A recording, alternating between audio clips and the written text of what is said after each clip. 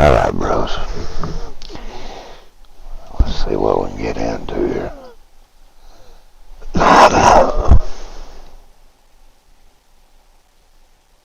Okay.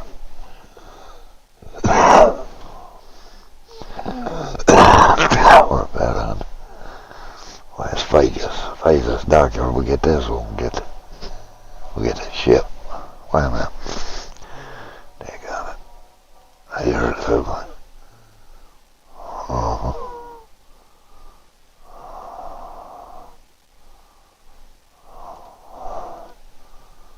There we go. 3 dudes.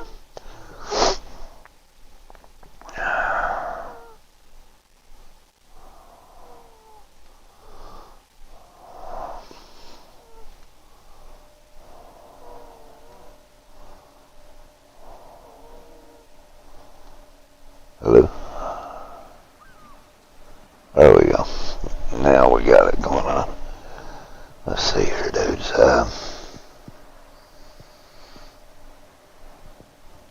These were the ones we were doing. Dockyards. We need 650 more main battery hits. Okay. Now there's something else I was wanting to try. Being that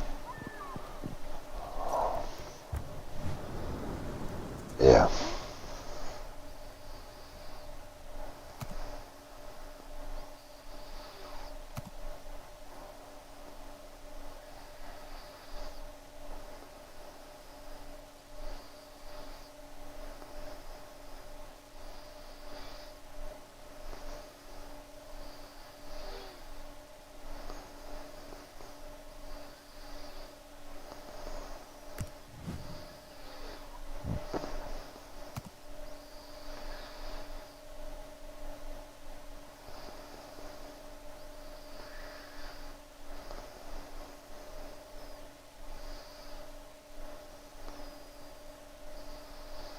Okay.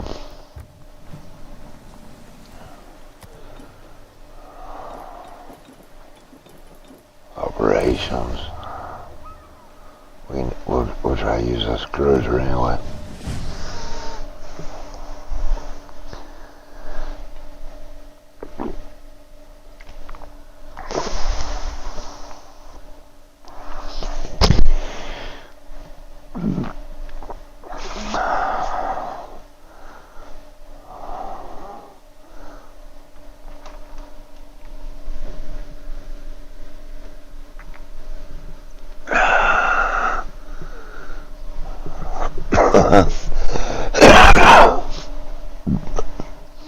What? You're over the hill, okay. Over here, over there.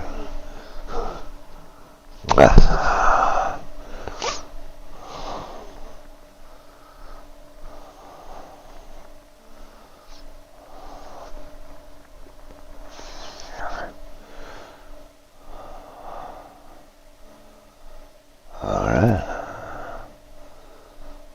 Oh yeah. Alright, Gary.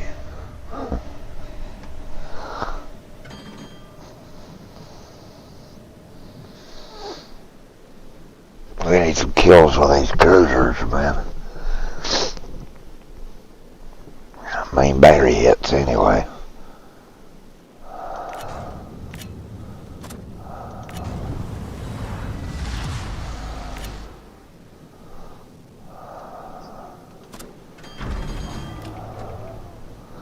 This is the base commander.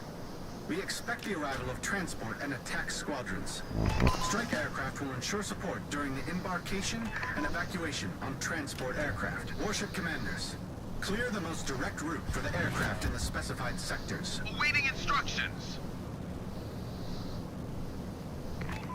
Let's give them a hard time.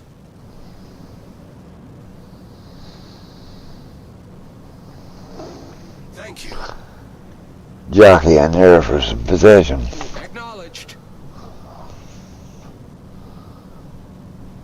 Enemy force detected. Enemy destroyer detected.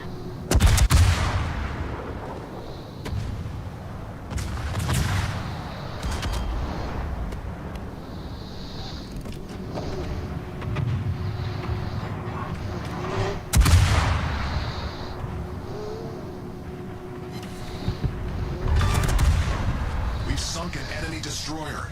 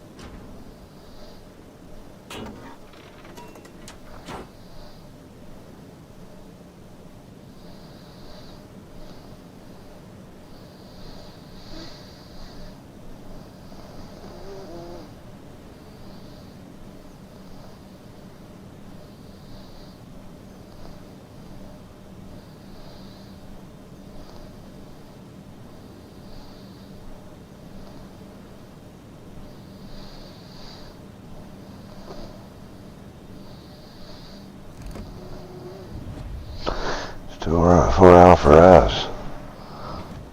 He's not.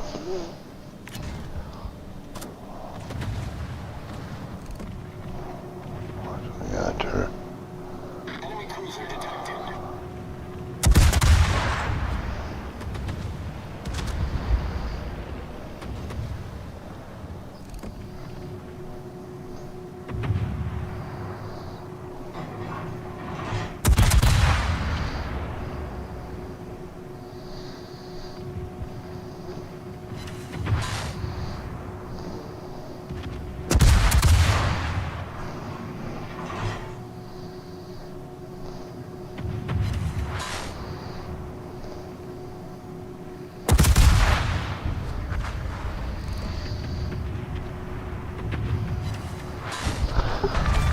That's two we've sunk. Cruiser sunk.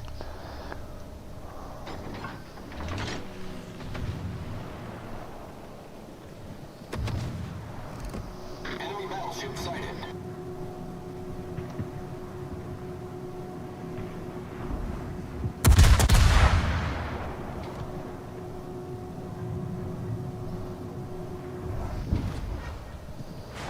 Enemy cruiser detected.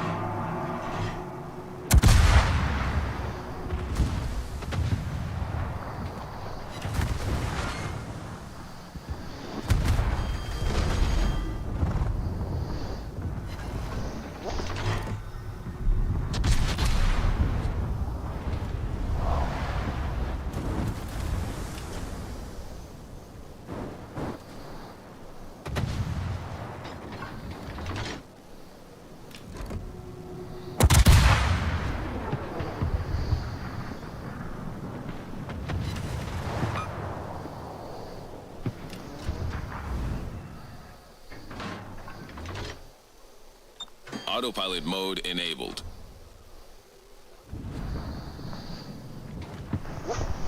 Okay.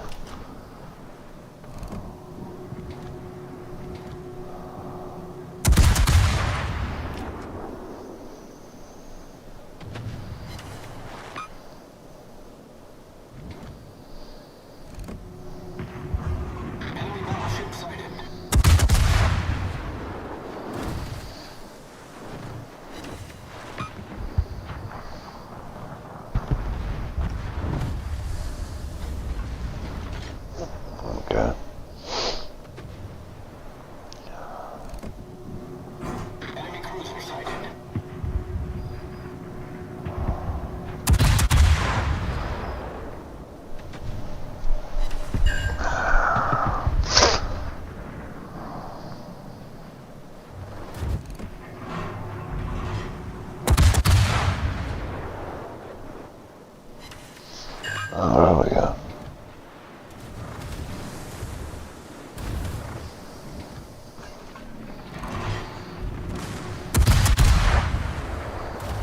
Autopilot mode disabled.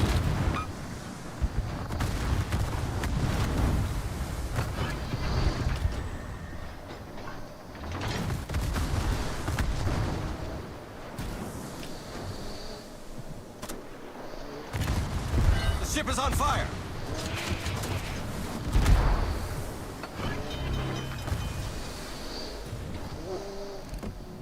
Problem solved.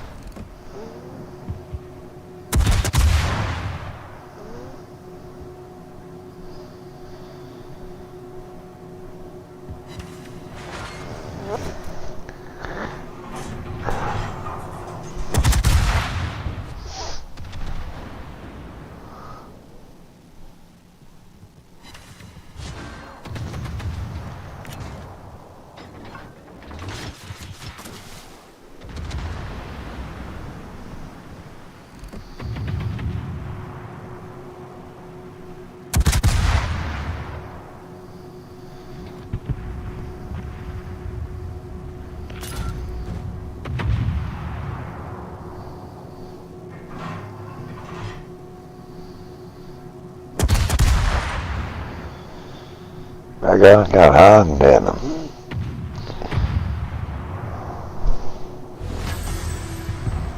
Alrighty. We'll just try to build our health back up here and then we'll go from there. Transport aircraft have arrived. Proceed to evacuation. Protect the aerodrome until embarkation is finished and the transport aircraft leave base Rohan. Provide gunfire support for attack aircraft.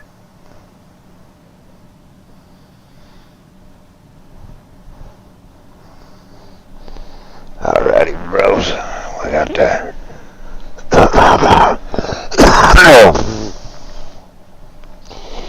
Like 4 days in on my chemo, bros, and I feel shitty as hell. And that's the truth.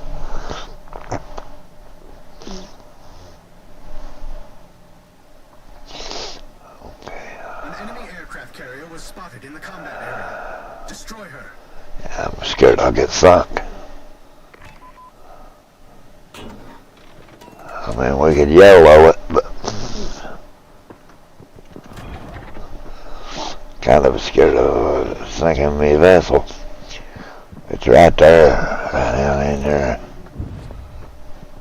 We just have to get terribly close to it, man, to do any damage significant to it. Spotter airborne. Oh, that's on Deb, sure.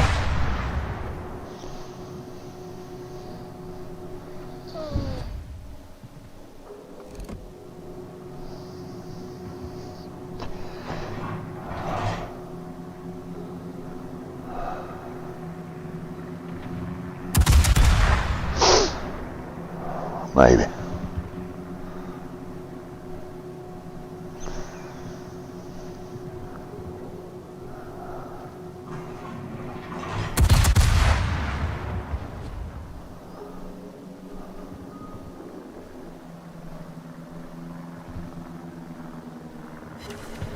Oh, we finally had him.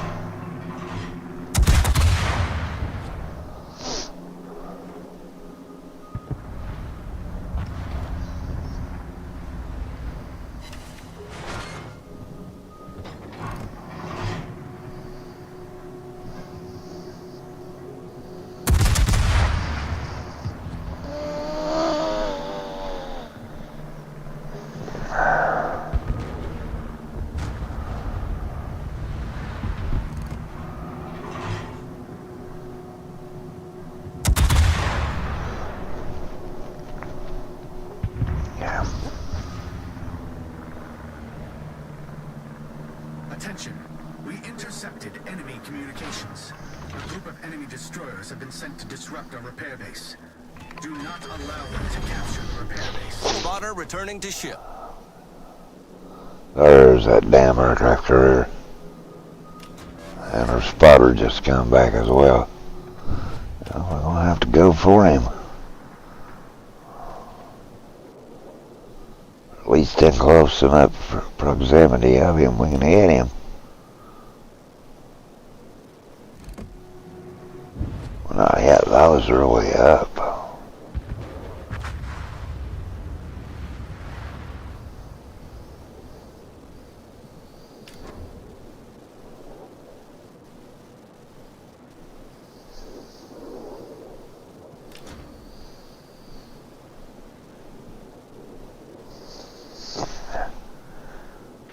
Okay.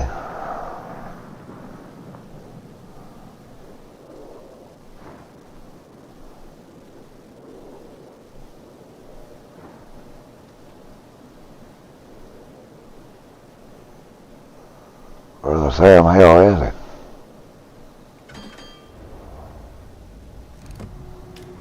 Still out of range for him.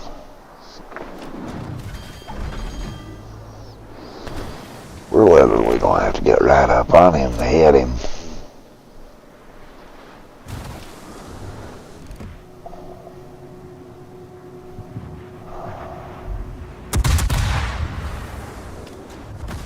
Alrighty, here, Tater. Repair base is no longer in danger. I'm gonna get mutilated. We need to get the hell out of here. The ship is on fire. Yes, sir.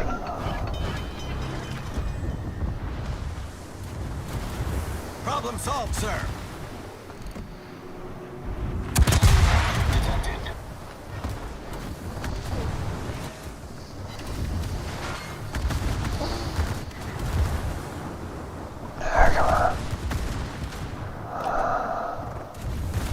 Oh, that ain't good. Oh my goodness. We're dead. We're dead. Main turret critically damaged. Without a doubt in my mind, we're dead. Torpedoes direct front.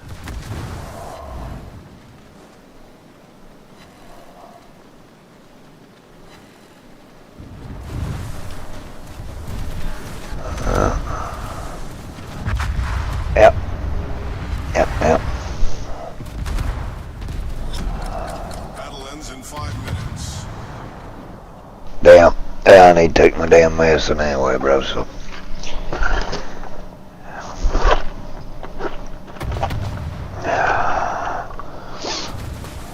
That's, yeah.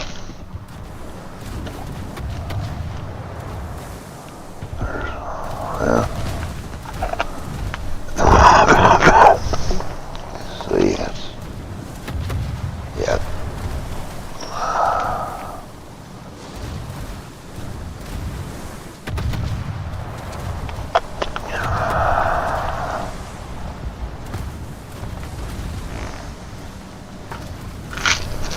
Cholesterol. Oh, that's too many. Okay, now, heart pill. Need my heart pill.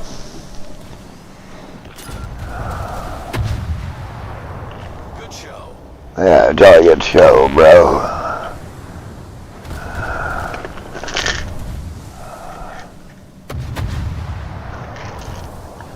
Oh, Miss Martha sat on a crab eating a course bay. Well, On came a spider, sat down beside her and said, "Man, that motherfucker's gay."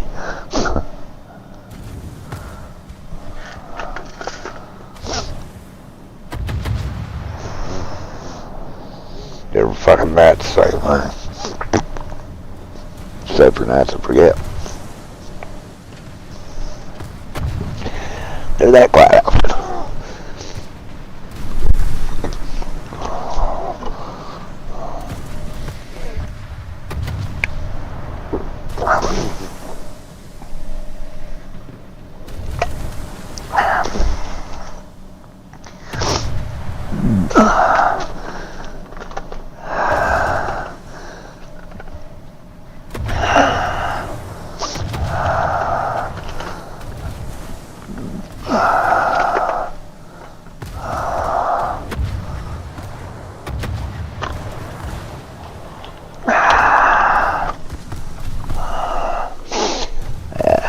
Take us good.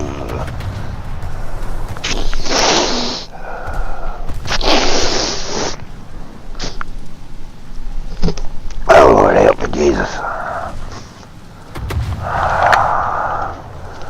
Find me a napkin. I can clean that off my face here. That'll work.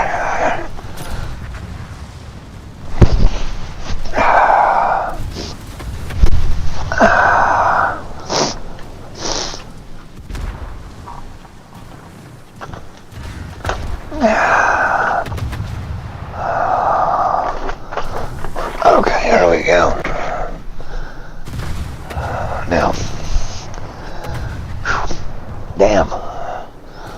I woke up. It'll get warmer in here if this computer on. I guess I got my heat down too much. I'm bitching. I probably have, though. My hands are a little chilly.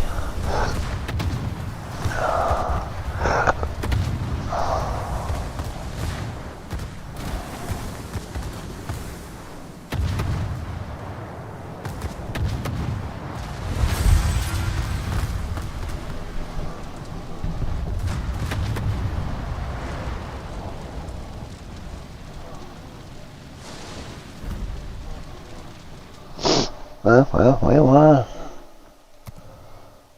Free something, free XP. Reward. Does that go? There ain't no way we got that many. Dudes, are there? Battle reward 10,000. Clan patrols.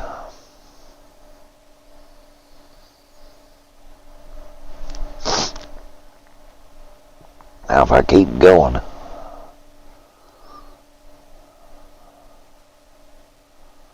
there's a bunch of damn rewards in this. I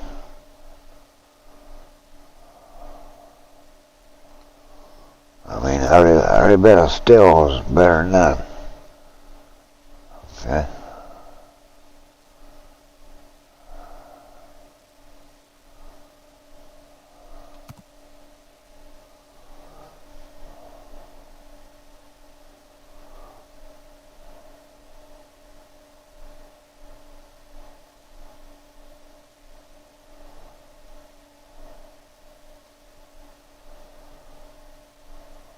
And we just keep doing these ones. Be fine by me, dudes.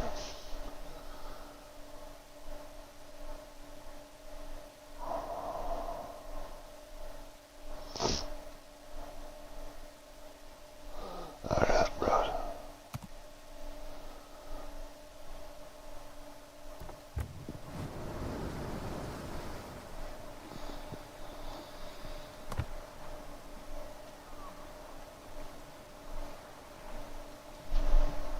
Yeah.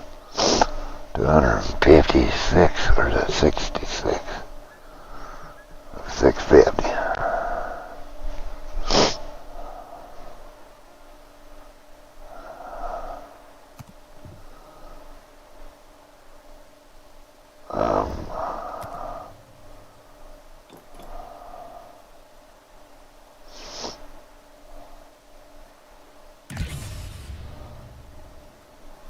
I guess you can do this in asymmetrics because I did it earlier in it. I think I did. I know it was hard to keep that cruiser alive.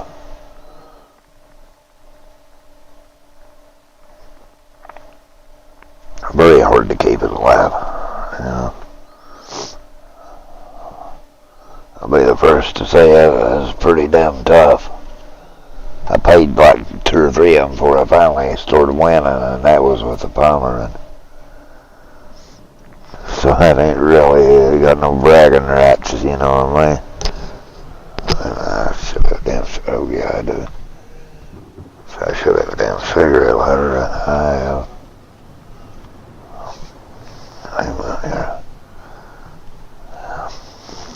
Just hit that there for a moment. What the hell is this one? Battle starts. Huh? Let's give them a hard time. Oh shit, man, I died on this one last time. What I? Oh, asymmetrics. Autopilot mode enabled. Awaiting instructions. Hopefully.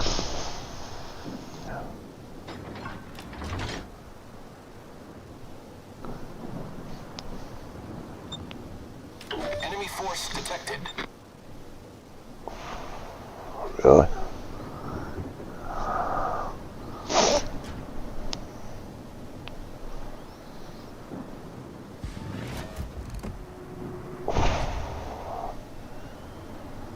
Alrighty, bros. What am I feeling more sad of? Oh, yeah. We're not gonna sail into sudden fucking death here.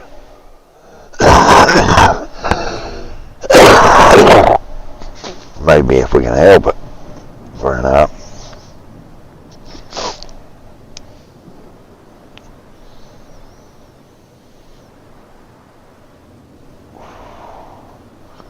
You know, I might not be able to help it.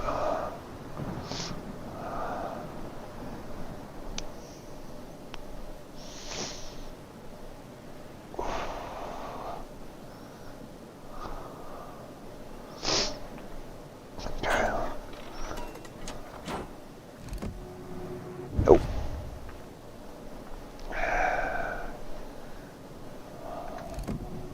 Enemy cruiser sighted. Enemy battleship sighted. Yep. Switch over to HE.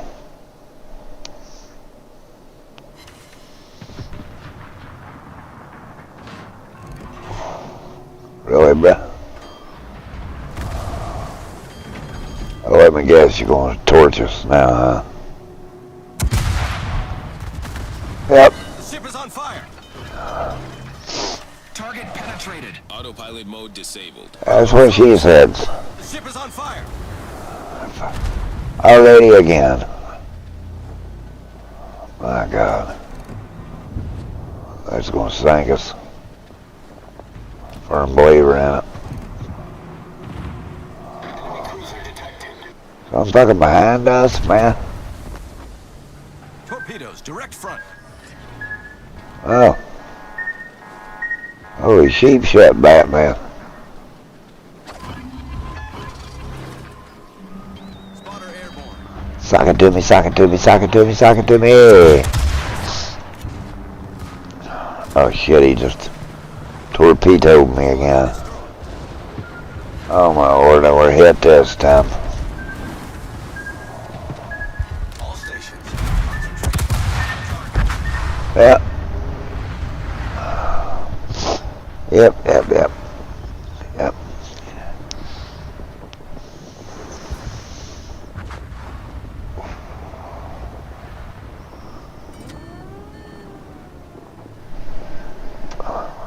It's my fault, man.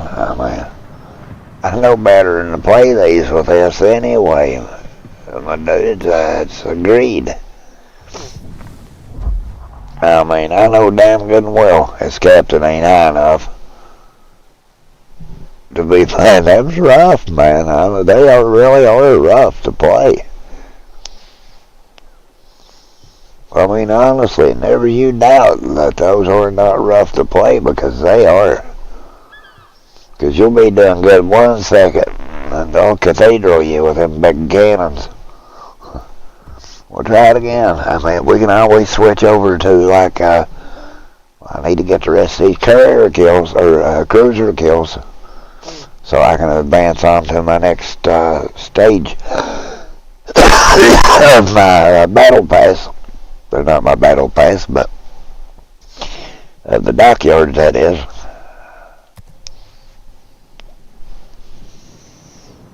Oh, this won't be so bad. It's a capture.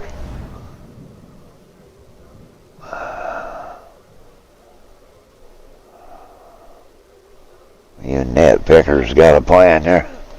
Autopilot mode enabled. I mean, lighting your mind is staying alive, staying alive.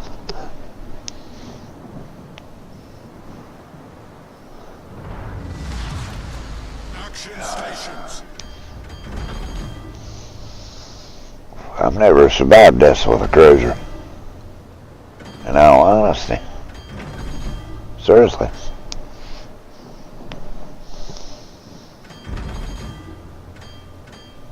Never did. Never have. Got mutilated a bunch of times, I know that. I've gotten messed up like Kamasaki on a New Year, baby. But, I mean, that's the truth. I don't need to lie about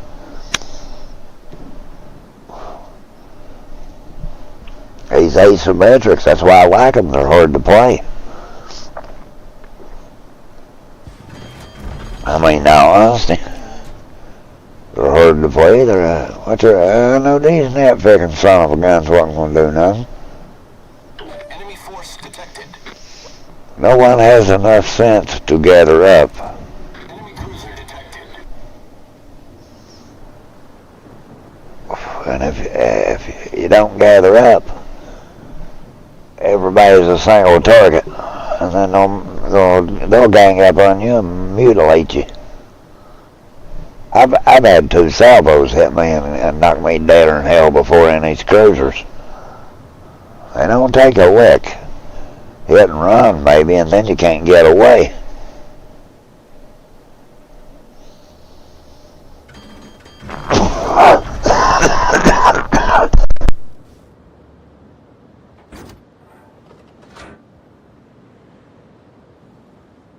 I mean, honestly, hit and run at the best.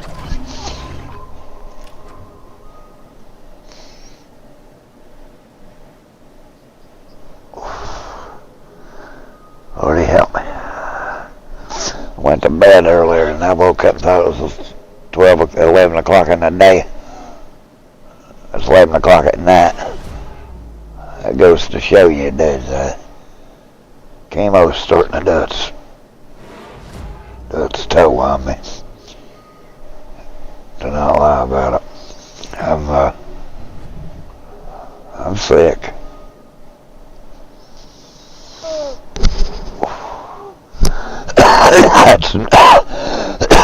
That's no joke and not meaning it lightly. I'm genuinely, I'm sick. Ain't nothing they can do for me either, dudes. Give me shit to keep me from vomiting, I got shit for that.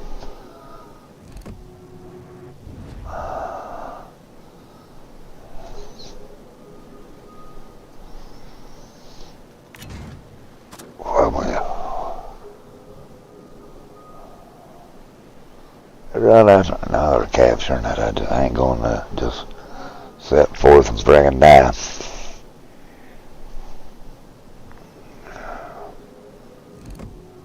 Another side of that island. Huh.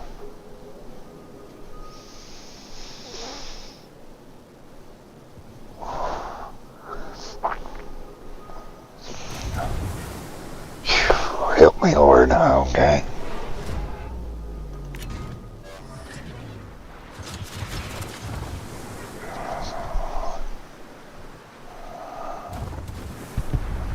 Yeah. I'm gonna mess us up, man. I I'll guarantee you that. Unless we shoot one shot, they're gonna be honest like stank on shit. They're dwindling on our health bar anyway, so. Alright, boy. Motherfucker shoot halfway across the map and hit you every time with a damn DD. Wish I had a DD like that. Come on, bros. Problem solved, sir. Ain't no need to bob and weave.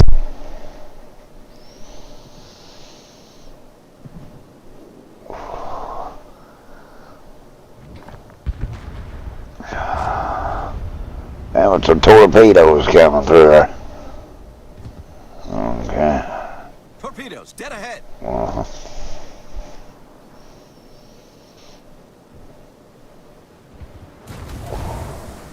Still shooting at us, bro. Is about to win. I piss on you.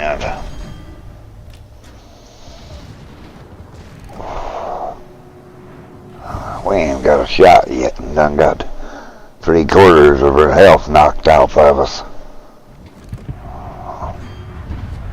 The enemy is about to win. I ain't about to win. Won't you shut up?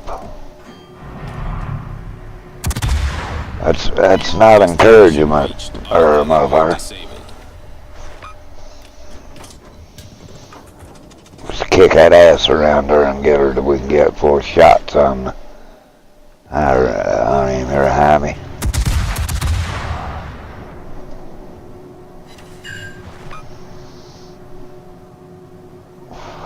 Enemy destroyer sighted.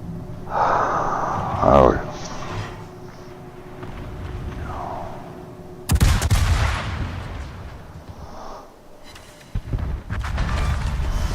We've destroyed an enemy cruiser. Okay.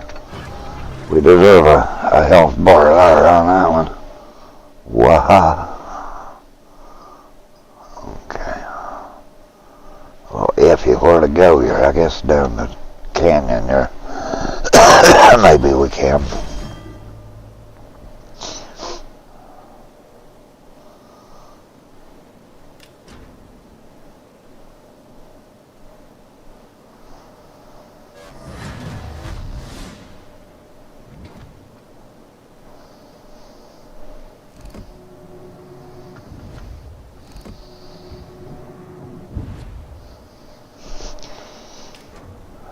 Hang on, old DD, I'm coming to.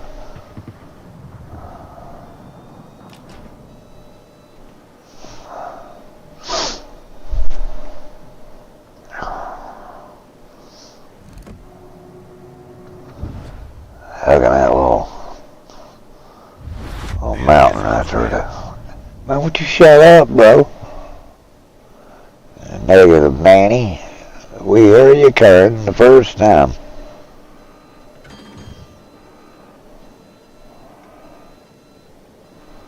You know what I mean? We heard the son of a gun the first 3 times he said it.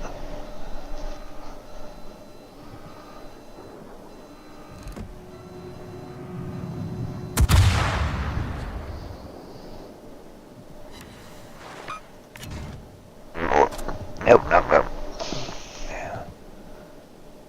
I said, babe, loving you so. I just need you to know. Please don't go.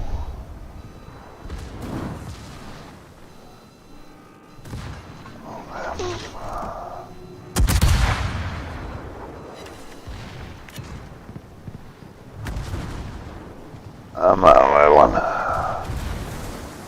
6 hot in the water. Yay, baby.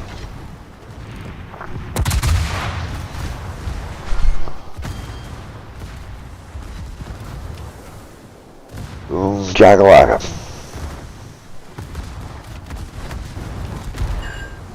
Well, just pampling the hell out of us. The ship is on fire. Burning like your mama's drawers are, Mr. Syphilis. Well, it's, Enemy battleship sunk.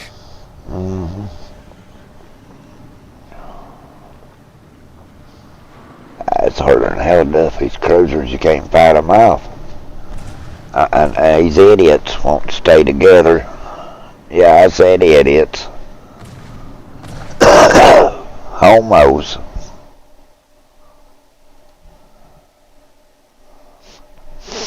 Been wanting to catch up on this a little bit here. It's You want to skip this ad? I would too. But what don't if worry, I I'm told you skipping. there's a skip ad. This guy, A judge shot. deputy, or is the sheriff rather, not a judge. The sheriff went into the judge's chambers and killed him. Now they're saying you can see that the guy picked the judge's phone up, and every what he's seen made him mad enough to shoot him point blank range. So, what did he see? First they said it wasn't a scandal. He had a young daughter.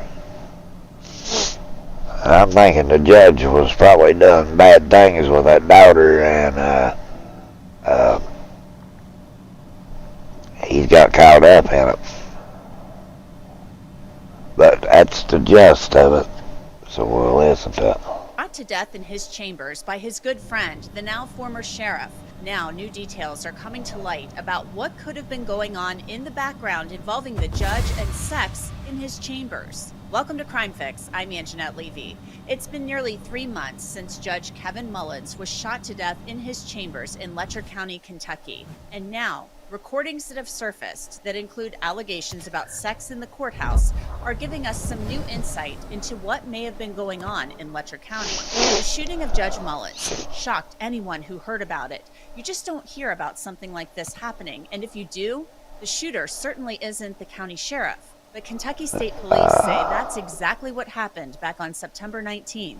Longtime friends Letcher County Sheriff Mickey Steins and Judge Kevin Mullins went to lunch together, and within a matter of hours, Steins was recorded on video shooting Mullins. At a preliminary hearing, a detective described what happened leading up to the shooting. Are you aware of anything so far in your investigation that would tell us there was any issues at lunch between Judge No. Mullins and Sheriff Steins? No. But someone on behalf of the KSB has spoken to those witnesses? Yes, they've all been interviewed. And there was nothing unusual that had arisen during that luncheon? I was told that the judge made a statement to Mickey about, do we need to meet private in my chambers? That's all I was told.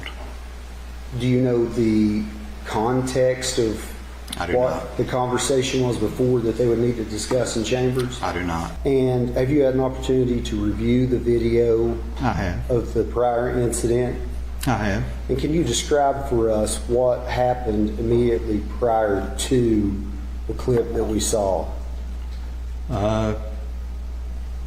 Sheriff Steins uses his telephone to make some phone calls. He then borrows Judge Mullins' cell phone and appears to make a call on that. And that led to what you just saw. Okay. That led to then Sheriff Steins pulling his gun and shooting Judge Mullins. The entire thing was caught on video, which we've frozen and not shown you the actual shooting. It's just so horrifically violent. And after that, Sheriff Steins was taken into custody and charged with murder. In the background of all of this, a federal civil lawsuit filed by a woman named Sabrina Atkins. She was arrested in 2021 for a drug charge. Atkins is now suing the Letcher County Sheriff's Office over a former deputy named Ben Fields having sex with her while she was on home incarceration. Atkins claimed in her suit that she couldn't afford to pay for the ankle bracelet and was afraid to go back to jail. So Fields, who was supervising her on home incarceration, offered to help her in exchange for sex.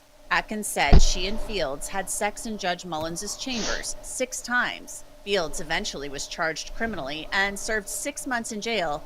He's supposed to be on probation for 6.5 years. So what does this have to do with Sheriff Steins and Judge Mullins? Steins had been deposed in Atkins' lawsuit in the days before shooting Mullins. He was the boss, after all. Did that play a role? We really don't know. In 2022, investigators with the Kentucky Attorney General's office interviewed Sabrina Atkins, and she claimed to have seen tapes of Judge Mullins having sex with a woman in his chambers. But he does have some videotapes of some stuff in the judge's chambers. What kind of stuff? Just with girls, sexual and stuff.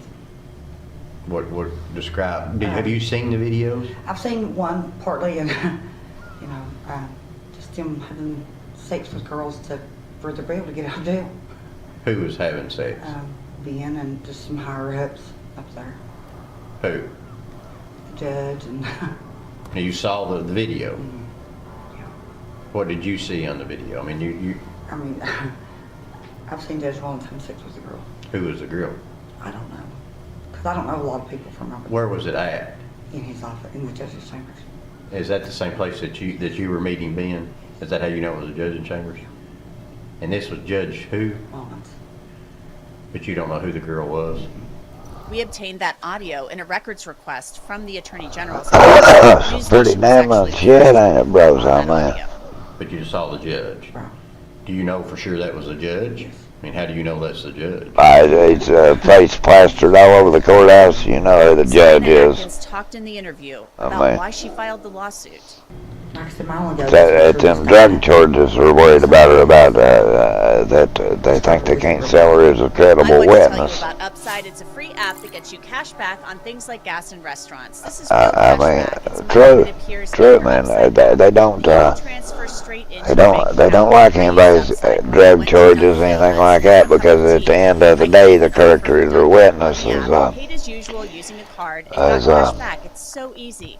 You can also use really Upside damning at on 'em places one way or like the Shell, other, you Exxon, know. 7-Eleven, Taco Bell, and that's just to name a few.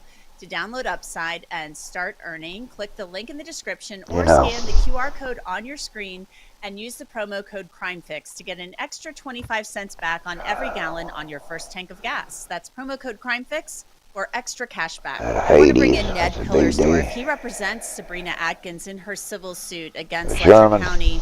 So Ned, first of all, tell me your thoughts, your response to this audio that's come out. Obviously, you've damn known about DD this as for a well, while, where Sabrina is basically telling the investigators, I've seen videotapes of Judge Mullins and other higher-ups having sex with women in the judge's chambers.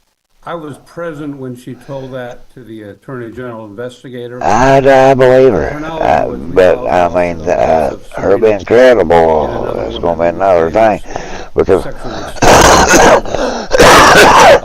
That other woman, by the way. And after that, we're going to have to look at another thing about that. Sabrina sat down with Keep in mind, a representative of the Kentucky Attorney something pissed General's that, office. that sheriff off enough to, he emptied his fucking Glock at him, Was so recorded. And in that interview, she said what you just mentioned. I've seen the video of it. It's not directly involved in our civil suit. He hits the floor begging for his life, You know, we filed a sweeping lawsuit and against he had no problems, nothing at all for him. And that's why I will and we allege that the semi-agree to agree. known specifically Sheriff Steins about the sexual extortion. Don't know if it was one of his nieces or his daughter. It looks like it was his own daughter. Turned out to be true. You know, how do we know that? You know, after we filed the civil lawsuit, the Attorney General's office moved in, indicted Fields, and significantly. Yeah, that deputy sheriff that was having sex with that one that was just talking. They done indicted him. He pled guilty. Allegations, and he is a convicted felon, sex offender. Yeah, they're right back at the sheriff's department working. Sabrina, I know she's under the spotlight. I'm not objective, I'm her lawyer, but I think she's been pretty courageous. And, you know, and probably one of the most important things. I'd say, I mean, tell them shit like they could have to try to kill her or any fucking thing, you know. Yeah, that's the sad truth about that, man. Dramatically is the number of You know, in all honesty. in drug court ankle bracelet situations. They are so vulnerable to sexual extortion. We don't think what happened to Sabrina and the other 3 women we know feels extorted. We don't think that's an isolated incident. And we're frankly, the reason I'm talking to you today, we're hoping that the national publicity would be that if you're running an ankle bracelet program, drug court program, which in Appalachia, half the participants are women, how easily extortable these women are for sexual... Well, now, I'll be honest with you. What happened You can't extort a grown-ass woman. Sabrina mentioned So, in the interview with the am making up, AG's officer, I don't have to- am making accusations like that. I'd say she had no problem giving that poo-tang up her, thinking that was going to lessen her time. That's like these woke bitches in Hollywood. It was a fucking old Harvey Weinstein, and to get them parts. Now, and he went to jail over that. Now, I'm sorry, man. Probably ain't gonna like what I'm gonna say about it. But if you're out trading pussies for rows, and you took the row, I would be thinking you have no morals your own damn self, and you're far from being a fucking victim. You know. Very far. Well, you're not no damn victim, man. Like that girl, she was in a drug program. He offered to help her out for a little bit. She agreed to it, and that's about basically the whole damn truth of it. In a nutshell, they might be another drama split or whatever into it. I think it's his daughter that he's caught him up in the laying around with, because his daughter was going through that work release program. So that's my opinion of it. Something drove him to snap like that, and you snap like that quick, it's over to your kids.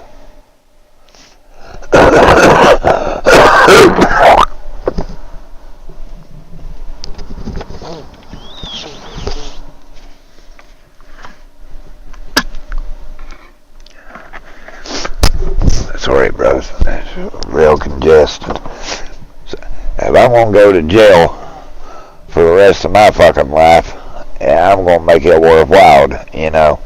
So I honestly believe dude got caught up in it by the sheriff. I don't think the sheriff had no idea what was going on, or that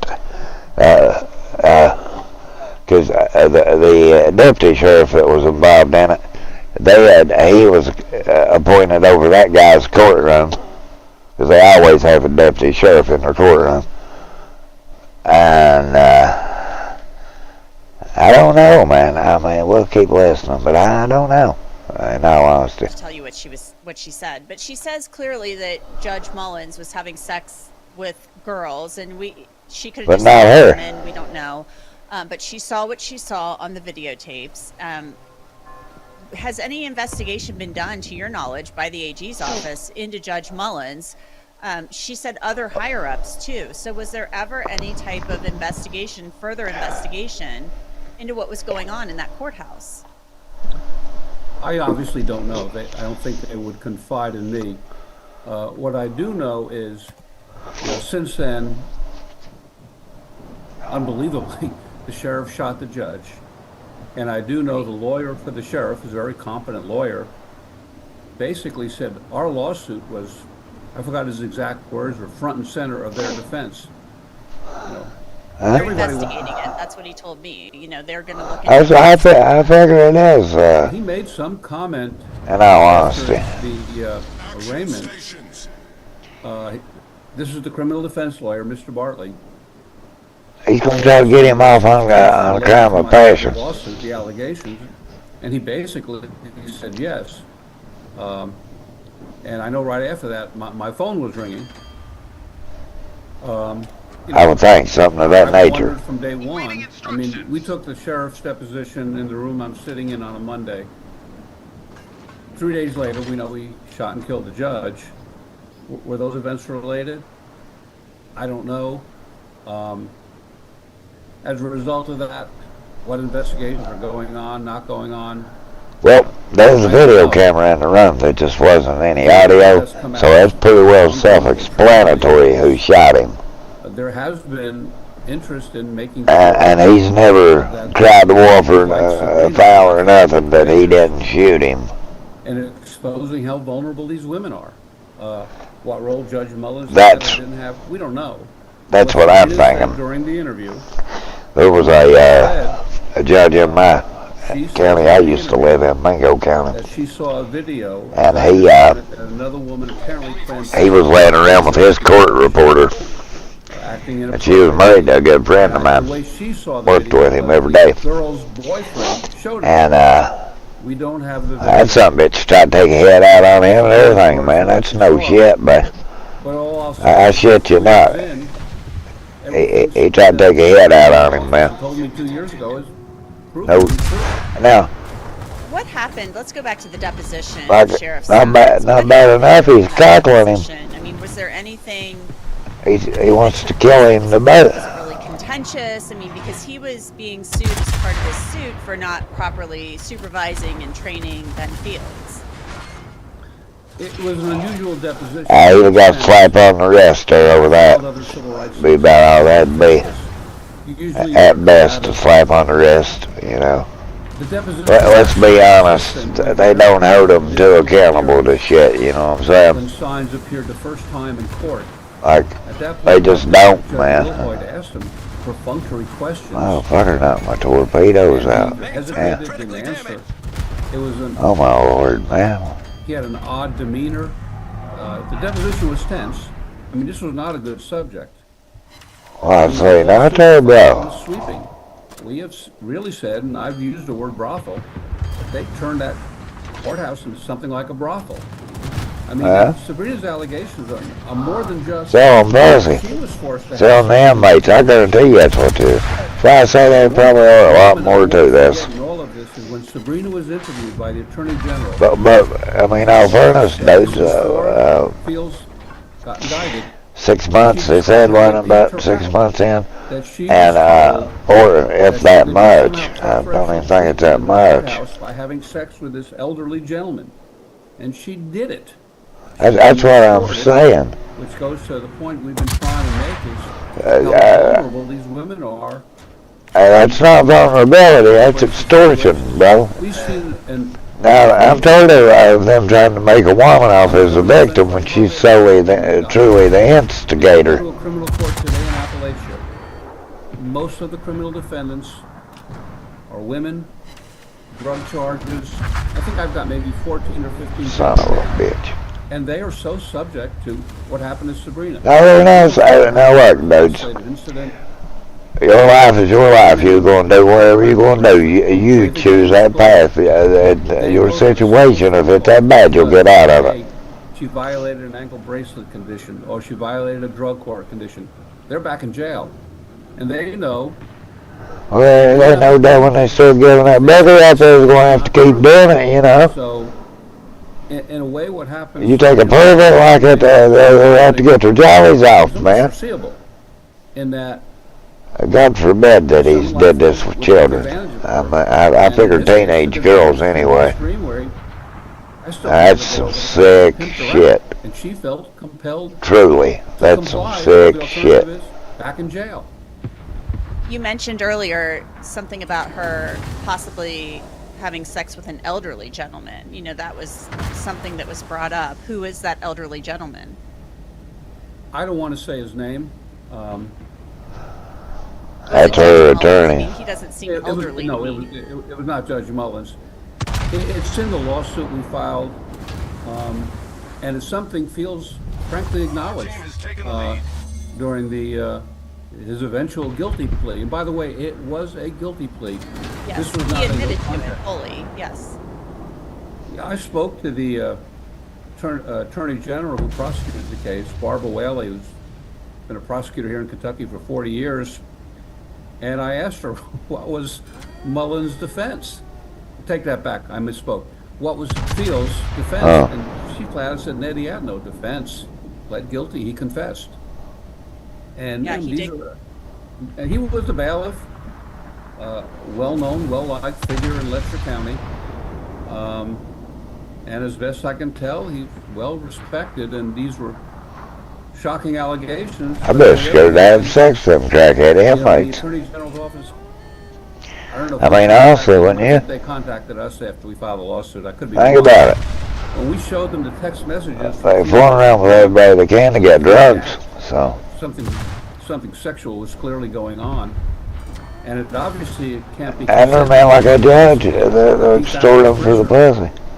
At the end of the day, You say that they were buyer's broken off remorse. the courthouse. It costs to kill them. How deep does That's this a go? fact. How high up does it go? Because we have an allegation That's my against opinion. Sabrina that the judge was having sex in his chambers with. It sure looks like it. girls And I mean, it sure looks like it ever his daughter because she feels that was happening with. By Ben Fields.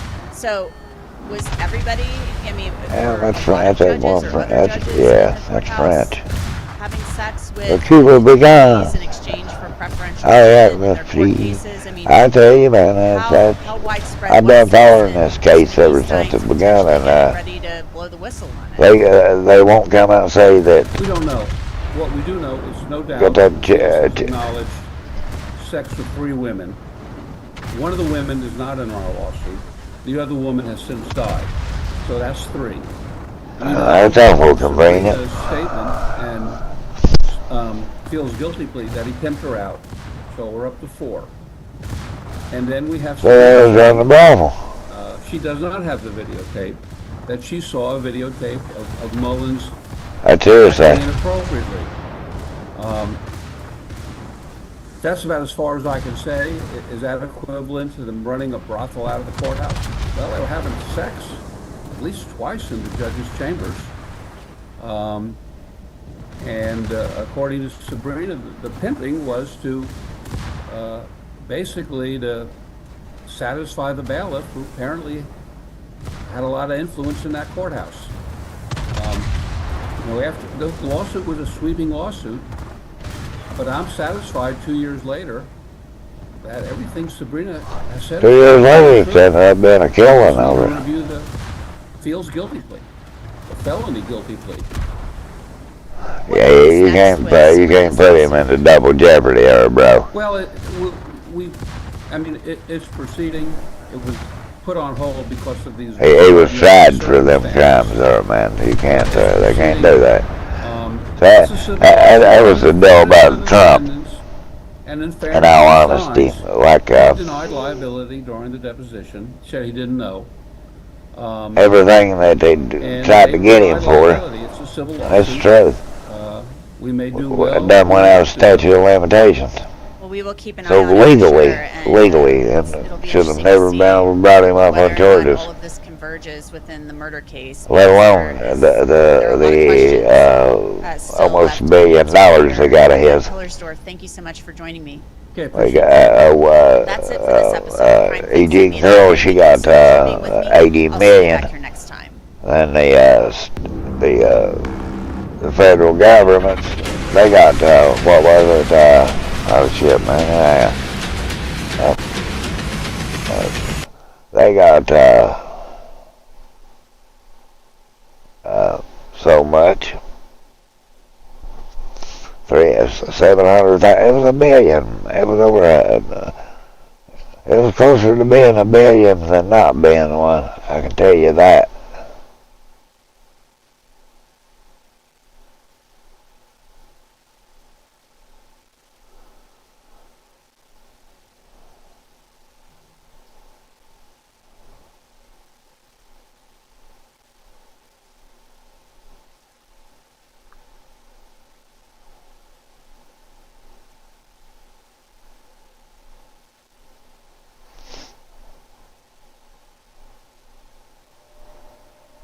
Let's see.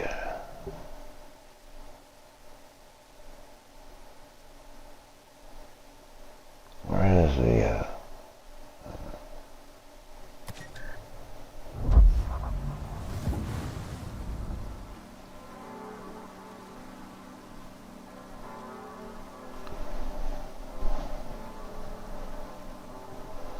now we can see what we like.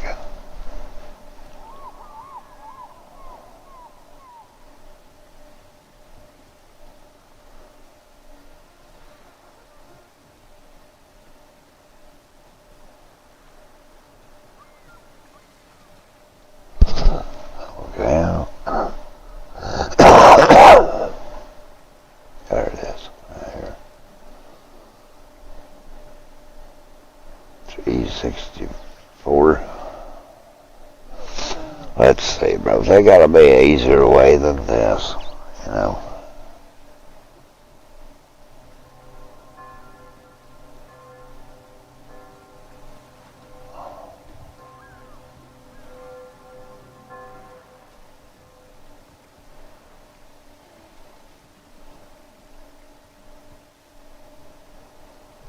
Let's see it.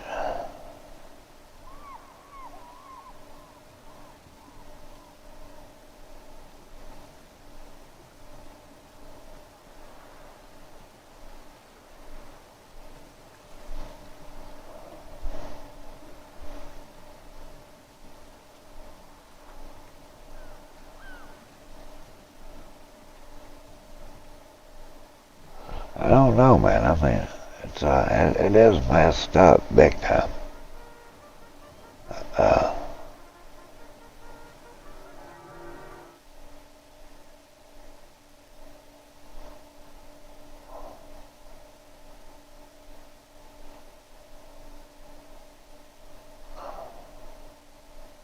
They got P. Diddy a whole category now, or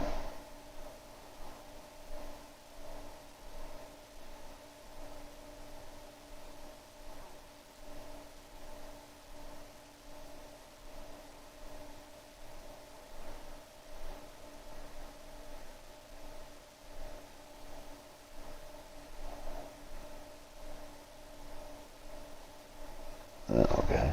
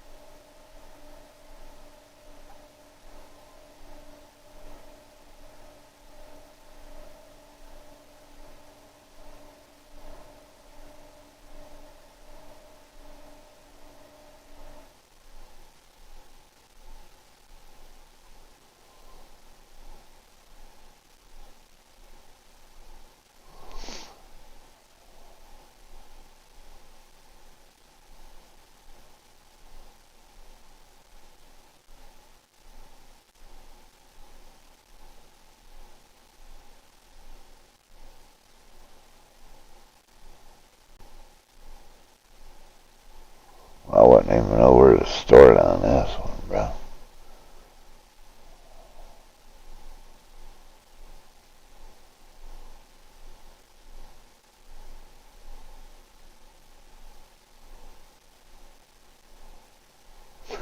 Well, we got watch this about this New York killer, the one that shot the guy over the what's the one did you?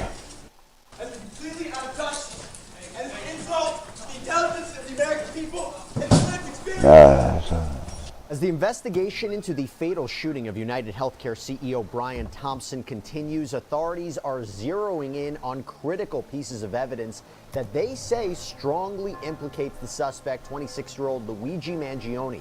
From surveillance footage to a forged ID, a 3D printed firearm, we are going to take a look at the key evidence that led to Mangione's arrest and explore how it ties him to this deadly shooting. Welcome to Sidebar, presented by Law and Crime. I'm Jesse Weber.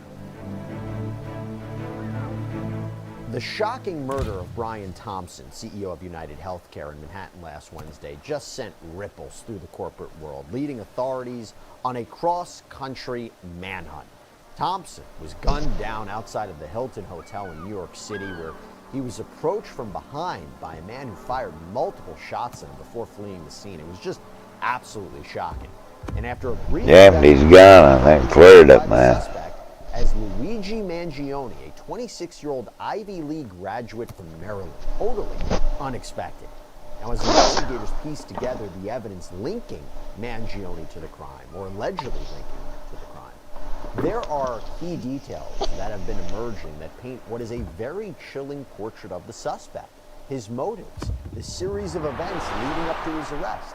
And what we're going to do is break down for you the key pieces of evidence that point to Mangione's alleged involvement in Thompson's death. But before we dive into the evidence, I got to catch you up to speed on the latest following Mangione's arrest. This is a rapidly developing situation. I'd say, dude. After he was captured in Altoona, Pennsylvania, of all places, Mangione was officially charged in New York with murder, weapons possession charges. We had to go somewhere, you know. Now, I will tell you, these are just charges. He hasn't been indicted by a grand jury yet. That will happen. That's messed up, bro. I've served on grand jury. For an extradition hearing out in Pennsylvania, the idea being how and when will he be brought back to it's one of them deals.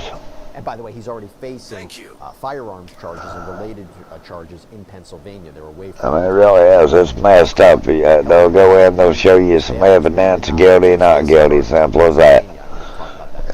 Depends on it, and then you just give your yay or nay and on to the next one. Because they don't hold the trial right then, or they just indict them. And that's a fucked up process. I didn't mind sitting on the grand jury as bad as I did sitting on jury duty. I didn't like sitting on jury duty. I was on 2 trials. One was a pedophile, and the other one was a murder case. Experience. Don't really know what that means, but well, I shouldn't have. That's what he was accused of, rather, was inappropriately touching his nieces. And but at that hearing, Mangione was denied bail, meaning he will remain in the Blair County Jail prison while awaiting extradition, though he has 14 days, or his attorney has 14 days, to file a formal... We acquitted him, but we really didn't have much of a choice but to acquit him. ...wanting to fight extradition back to New York. Because, and I'll tell you why, dudes, in all honesty, the deal about that, as we had no other choice but to give a verdict, period. All right, so let's jump into then we got like 11-1. Somebody here on Sidebar who I haven't seen and in some time. She, Professor of Law at Temple University, Beasley School of Law. She sold him out by her nanny son. I know you've been very busy. The girl knowed him. She personally knowed him, and we always appreciate it. I always felt that was she knowed that, and that's really against the law. That you don't pull shit like it, you know. Seems like Mangione's going to be contesting, or at least that's Either you've has been suggesting. Where do you see that going? I don't know, you know. In all honesty. Slowing the train down, but not stopping it. If I'm arrested in Pennsylvania, but I'm wanted in New York. That's what them deals are, bro. Like I said, that's the truth, man. What bothered me about the whole deal, I mean, there was the high possibility he had been doing what he was accused of. Very high possibility that he was going to be tried for something he was damn sure accused of. But this is the truth, man. This is the kicker to it. They give us a letter she wrote her mom, a picture of her at Christmas. Okay, good to know that. Okay, so now I want to jump into the That was it. This is what we really wanted to talk about. And let's start by looking at I'm dead serious, man. That was it. A picture, and it wasn't wrote to him. Wrote to her mom. There's probably a lot more that we haven't seen yet.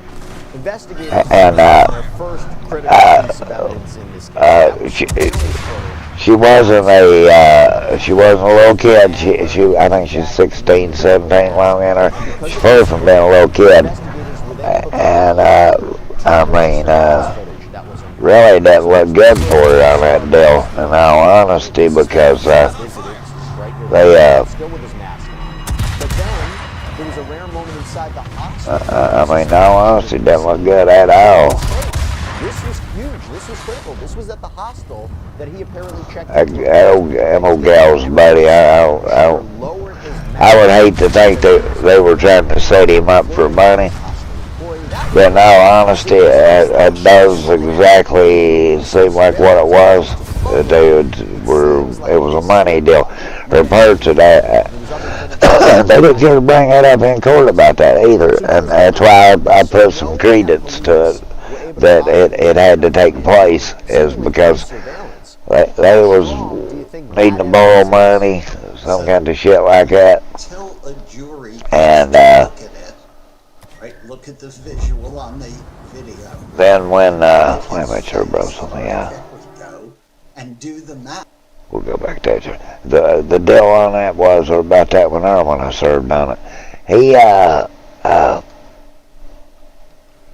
buddy, if you ever had a gut feeling that somebody did something, I believe he had, truly. In all honesty, I believe he did some bad shit there. But I mean, you can't convict nobody on a gut feeling. And I felt that they could have given the prosecutor could have come up with better evidence. You're the specialist. Testify that, and then they wasn't sure she'd been raped. She had at least consensual sex. But I mean, young and dumb.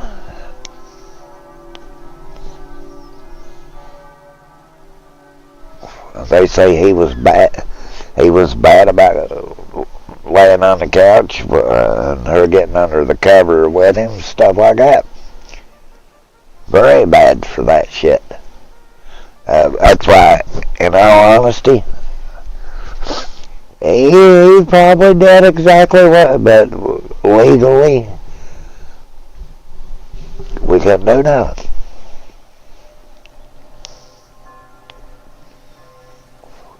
I regret not telling the judge that the one woman knowed him.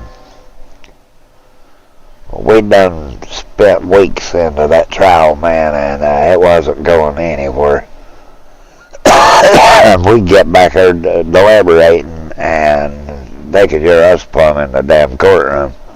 That a black girl, but she just wanted to argue about it. She kept saying she knowed him, and I told her, if you know him, why the hell are you on this trial? I don't know him like that. She really knowed him, and she let it slip that she knowed him.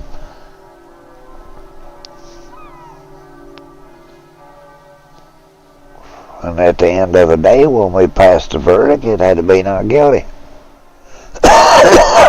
You cannot send a man to jail over a photo and a handwritten letter. I mean, if you could do that, dudes, and you could send somebody to jail with no more evidence than that, man.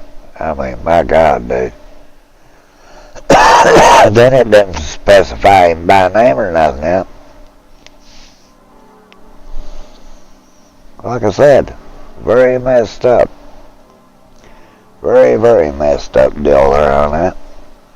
Because the dude,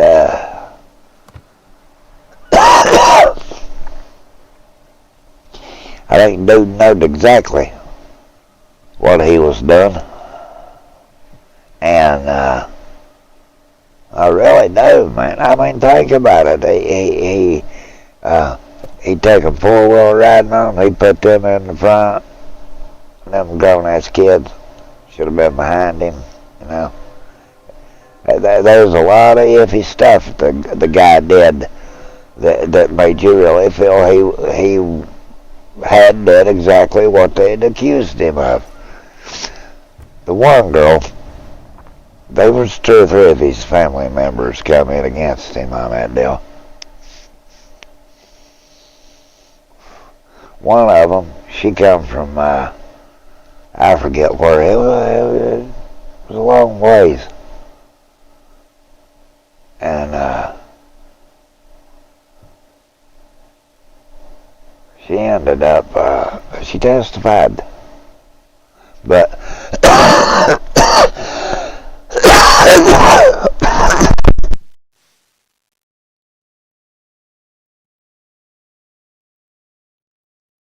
I'm not mistaken, they statute of limitations had been up on her. And they couldn't try her, but they could use her as a witness, and that's what they did. It's like she said, she don't know what took place between him and her, but she did know what took place, and she stood right up in court, looked him dead in the face when she's telling her story. And the son of a bitch just sat there and dropped his head.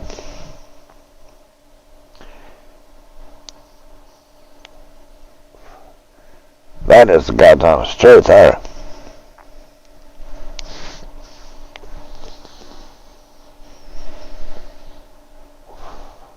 The guy wasn't worried about shit when it came to the one. I don't think he did anything with that one girl.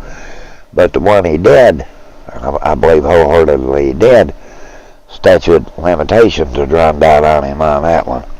So there wasn't going to be no fair trial for on her behalf for it. She wasn't going to get justice that day. Then they, that's true shit, man. I mean, I've got no reason lying to nobody. Then I had to sit on another one. I sat on two that exceeded my time, so I got by for just sitting on two trials.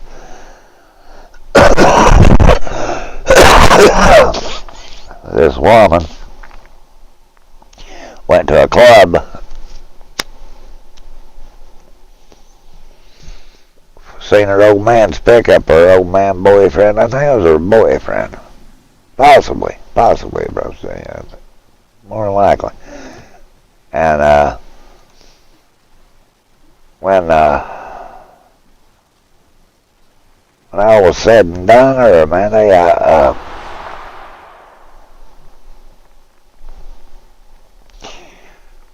she walked up, opened the car door up, and shot him point blank in the bowels. The family jewels. Twice.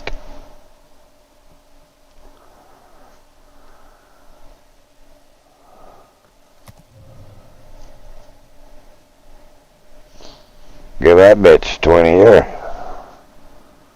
That was clear cut, man.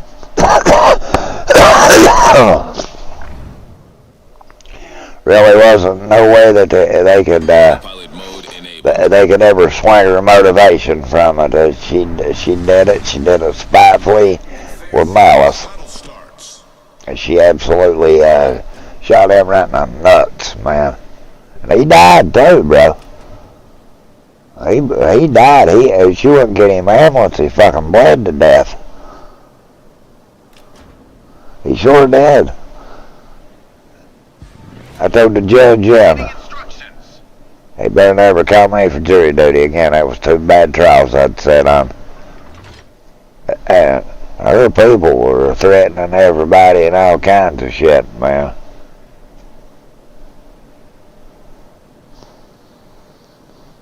We were doing their damnedest to intimidate the jury. And there was a surveillance camera outside the club, but it was on film, man. You could watch her walk up, open the door up, see the two flashes, and yeah. And he died. And I had no problem sending her to jail. None whatsoever. I thought there was more than enough evidence that she did do it. And that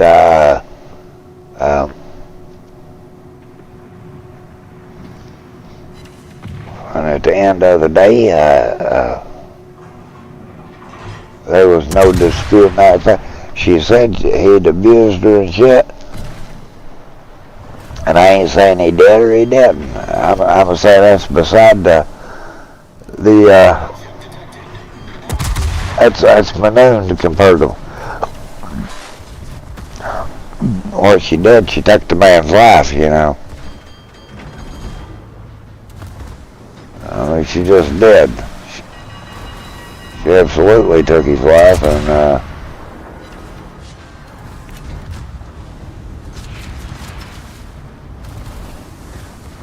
ain't no getting around it. Life's too precious, dudes, to for that crap, man. I mean, in all honesty, life's way too precious for that. That she cared less to go shoot him the way she did, and she had to mean to humiliate him because she shot him in the bows. We're taking on water quickly.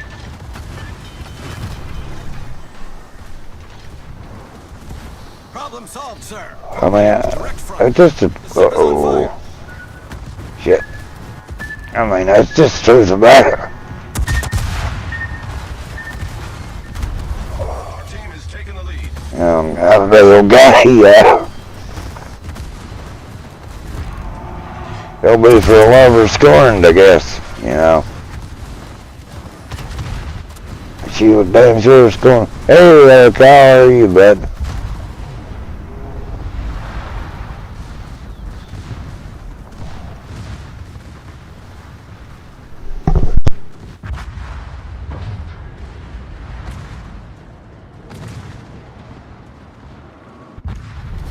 Our victory is in sight.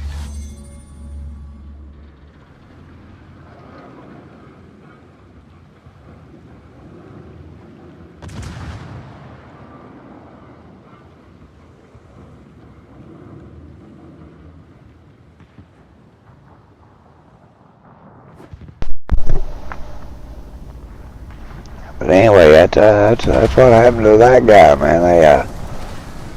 She killed him point blank. Like I said, he bled to death. Yeah, hi. Glad to see you, Beth. Let's talk about sitting on jury duty. And like one case I sat on, they were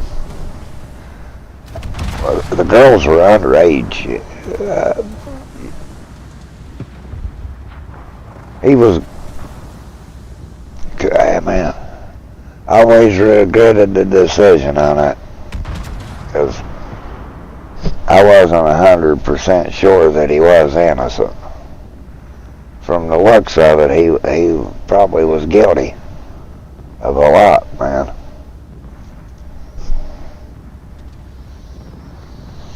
We just didn't have no evidence to convict him. They gave us a picture and a hand-wrote letter she had wrote her mother. And that's what they give us to convict him with. That's not enough evidence, man. And the letter wasn't directly to him either. It was addressed to her mother. More of a scheme, in my honest opinion. And I mean, after the initial shock and shit wore off of it, that's sitting down using common sense. 2 weeks before he was accused of it, they tried to get him to loan him some money, and he wouldn't. 2 weeks later, he's accused of molesting her. Not rape. Molesting. They had took her to the doctor. I had been way too late. They said she had been messed around with, but I mean, on the same hand, that's a typical teenager as well. I mean, that don't give him no damning or undamning him. It just means that she's had sex. And man, that's a messed up case. It really was. Because I wanted so bad to believe that child.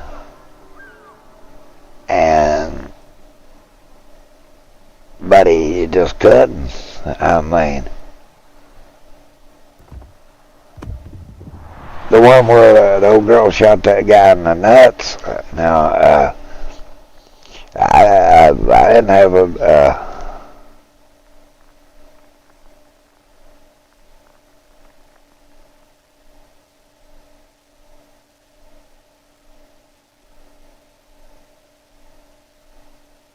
Which I don't know what you're talking about, Kyle.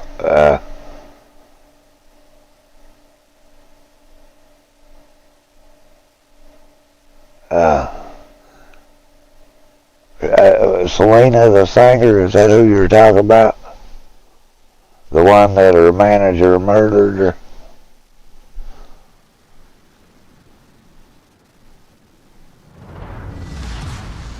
General quarters.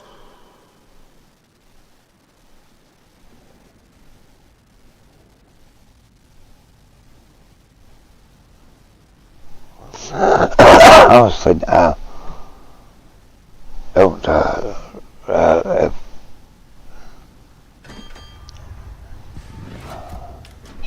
yeah, I got you, bro. I didn't know that anything else new to come out about her. You know, that was a raw daughter, manager did her when it robbed her and then shot her.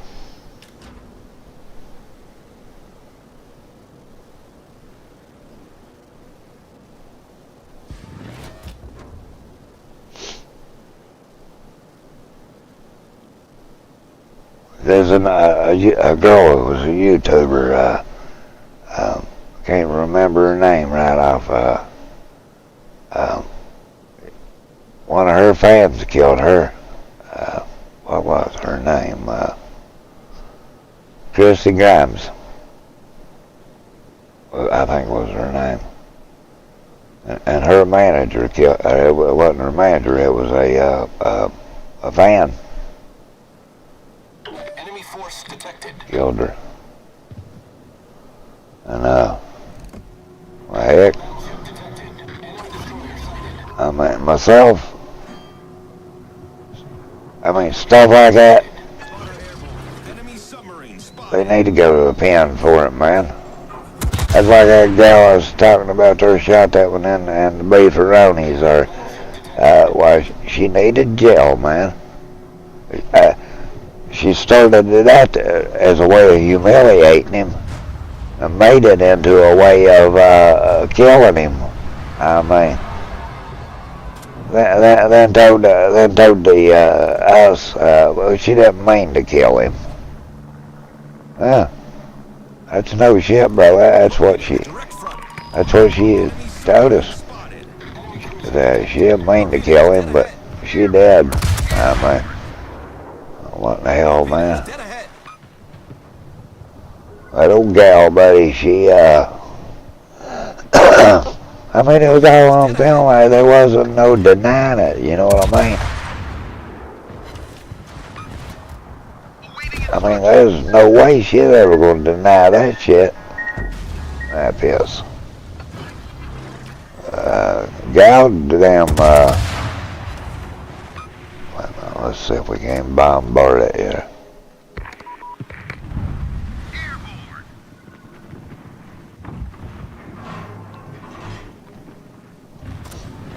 Okay, but she sure did, man. I mean, that was just one of those damn deals that,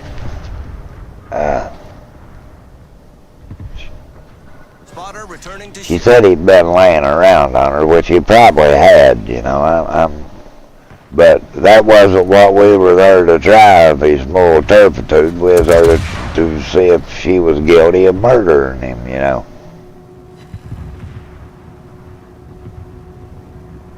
Oh, your Skyrim's glitched out on you? Man, I ain't played that in forever, bro. In all honesty, you know. Oh, stick that head up, you bitch.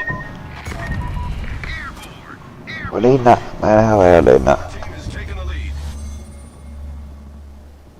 There we go. I need to get some hit. Well, I don't guess we did go. Some bitch still chasing me. But she walked up. I guess he was semi-drunk. He was smart enough not to drive. He had gotten in his truck and was trying to sleep it off. And she came along, opened up the driver's side door and shot him right in the satchel. Right in the family jewels, man. I mean, I don't, that was a bad shit they made us look at her, bro. Wasn't my intention that day to go see a man's testicles blowed clean off his damn body. But I did. And I had no problem whatsoever putting her ass in jail too, man. And that's, I mean, in all honesty about it, I had no problems or reserves of putting her in jail over it. I mean, give her 20 years. 20 to life, that's what we give her. Yeah? Hey, man, I mean, put yourself in that guy's shoes, man. She comes, knocks, opens your door up, not say a word, and takes a 38 and shoots you right in the nuts, man. Both of them. She broke both his nuts off. He didn't have no more kids after that. It didn't matter. He bled to death. She wouldn't even let him get him a damn ambulance, man. And,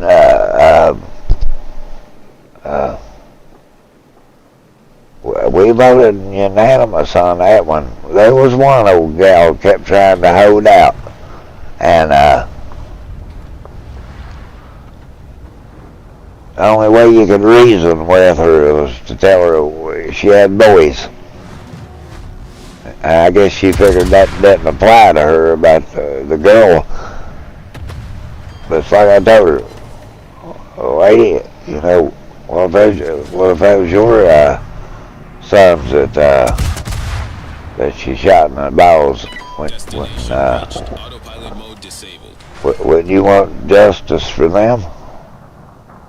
And the judge, he come back to chambers with us, and he talked to us and told us he felt the case could be handled right then and there, and that we could lessen the charge and put it to manslaughter. I wasn't about to do that. Not to lie. Not for one moment was I about to do that shit there. Wasn't gonna happen, bro. You know. Nowhere in the world I'd ever come back with a not guilty on her. It was all there. The surveillance camera, you can watch her pull in, you can watch her walk up to it was clear cut dry. I mean, straight up, it truly was. That one was easy. The one with the pedophile, well, I would not call him a pedophile because we didn't convict him. We didn't. We slapped him on the wrist at best. He didn't get no jail time out of us. We didn't give him none. I mean, the prosecutor could have been more prepared than what they did. And I blame the prosecutor that she couldn't present her case no better than what she did. I mean, who else would you blame?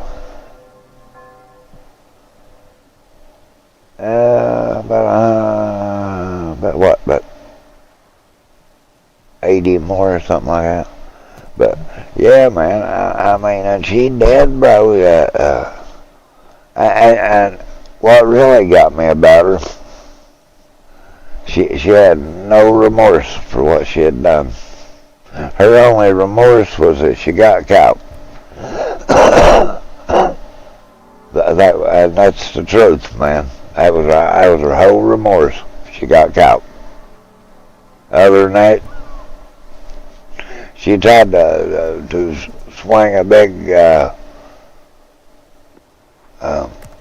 don't even know what you freaking guy would call it, man. You know,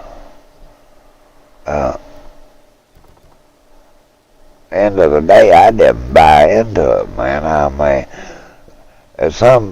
somewhere of it, that man was murdered, and she was the one pulled the triggers. So,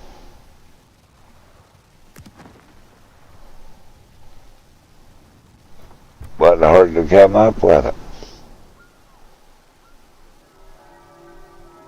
She knowed he was there. Evidently, I think someone at the bar had told her he was there. He was out in his truck sleeping.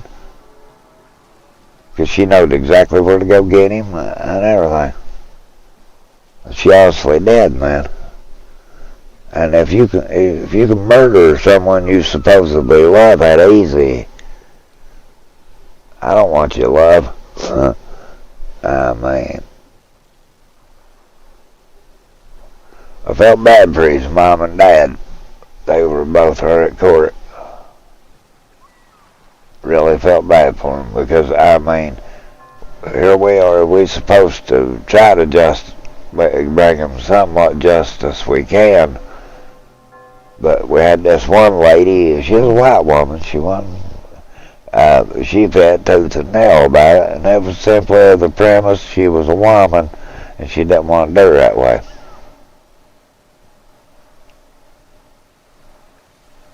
She didn't want to be the one to send her to jail, her fellow woman. And I know for the fact, I know the lady, and I know for the fact that she didn't know her, it was just her opinion, how she felt about it, and I respected that with her, but it's like I told her, at some point, you know, she has to be held culpable for what she's did. You know, she got to take the blame where it goes. And, buddy, she just would not fucking hear tell of it. But last after judge, we all got to arguing real bad. And then the judge come back in chambers, and he told us, then we were going to give a verdict on it, regardless. And,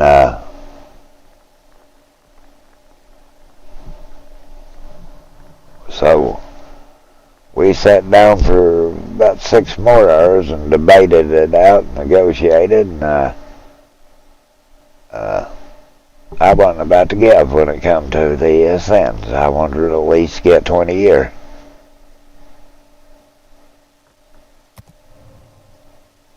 I felt that for what she had did to him, his life should matter more than that.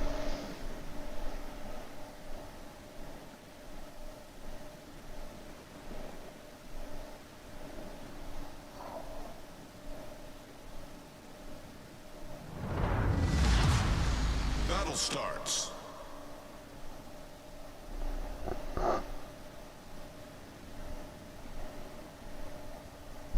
I mean, I just, that's the only time I've sat on the grand jury, and I sat on that, and I honestly couldn't remember half the names. It's just, that's how they do grand jury. Throw out a little bit of evidence, guilty, not guilty, and that. It was simple as that, man, you know.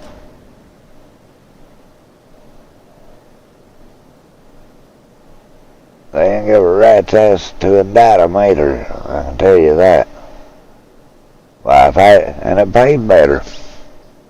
Because federal indictments paid better than just county.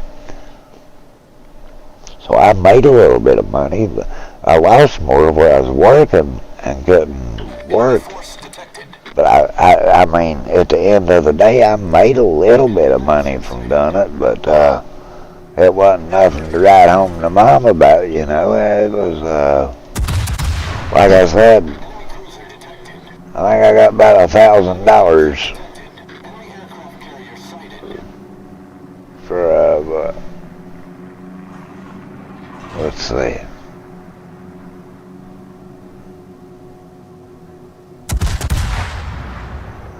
Best, we were on the pedophile trial. We were on it for like a week and a half, 2 weeks. Then the murder trial,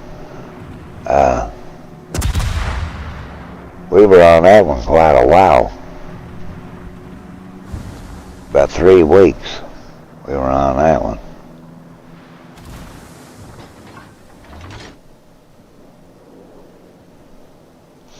About 100% we were on it. It was about 3 weeks or a month.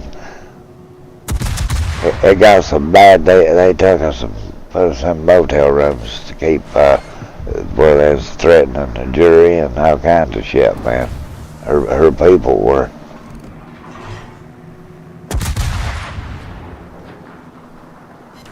Down there, my feeling was about to stand up and tell them guilty.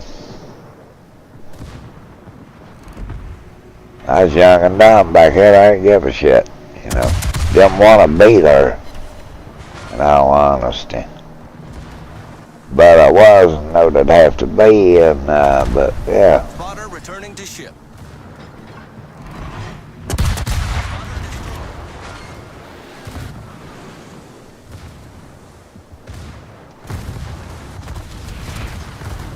Booyah, baby. The ship is on fire. Enemy battleship sunk. Problem solved, sir. I mean, I was honesty about that one. One of the ones I hated that I had to be a part of was the pedophile one, because there wasn't no way, unless you can convict somebody on no evidence, and you can't. You're not going to be able to put them in jail. And I didn't go out with this aspect everybody's guilty anyway. I felt that your actions and your words speak for yourself. The ship is on fire. He would not testify. He had refused a polygraph test.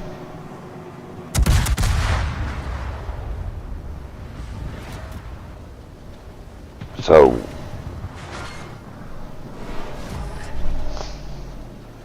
I mean, there were some legitimate reasons to do it, but no physical evidence. They'd overturned it in the appellate court. I mean, to me, was a no-brainer, and it was obvious that they would overturn it in the appellate court. And I mean, if they was going to do that, why the hell even give him a guilty verdict? Because it's there's no need to, man. You know. Oh.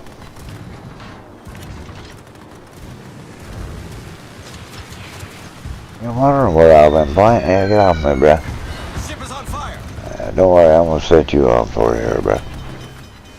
But that's how it went about that, man. I mean, problem solved, sir. I wish we could have did better toward her, but on the same hand, I have to say I was comfortable with the decision I'd come to, that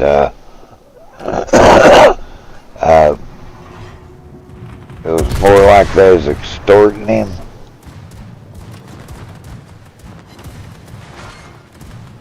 And that's the truth, man. Put me in the mind of them extorting him to get whatever they wanted. That's the deal. Now, they had asked him for money on a couple occasions. Hull breach. We're taking on water quickly. And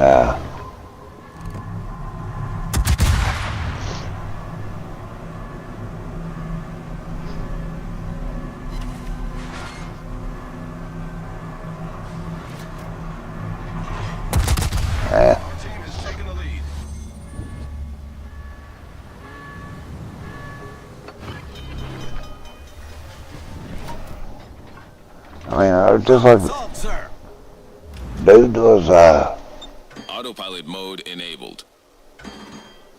He was destined to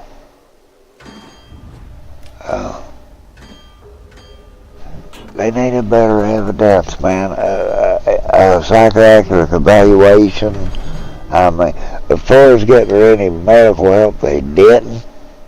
And that was troublesome itself in that matter, is that they didn't get the child no help.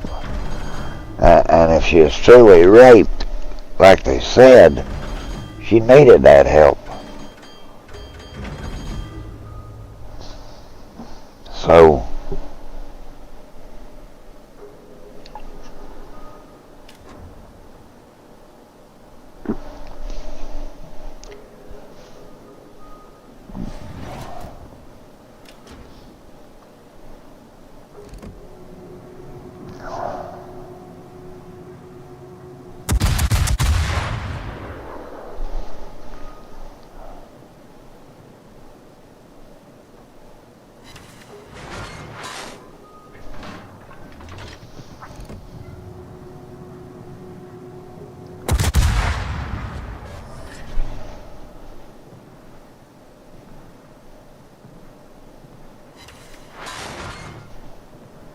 I might get one more.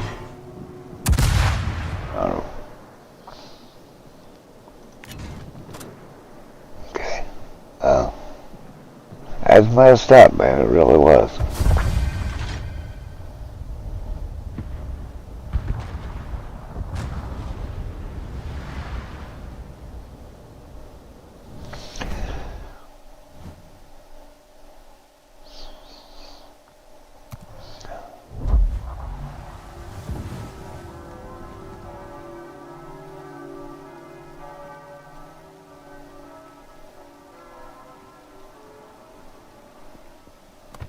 We should be close, man. And one more to, I guess.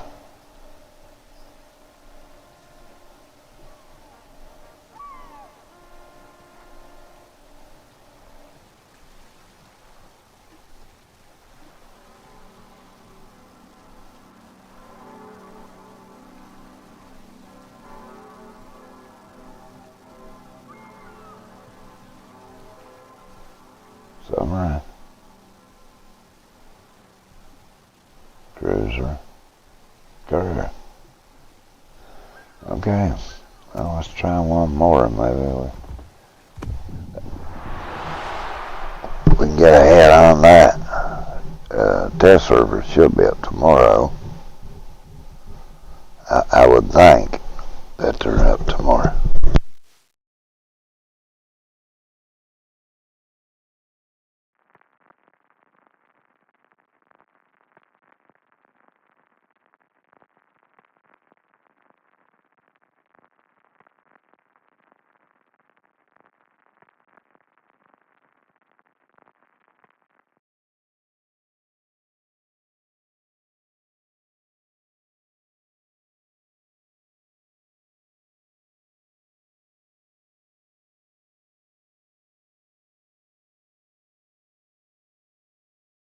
Alright, bros.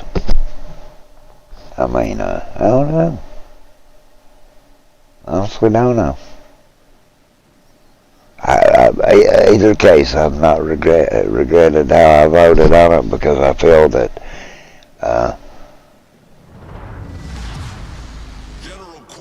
she'd have took the time and investigated it better. We might have been able to come up with that verdict. I don't say they got him indicted.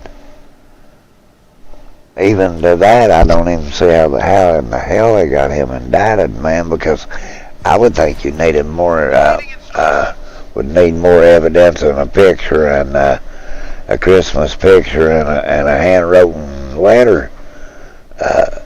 It wasn't even addressed to him, it was addressed to her mom.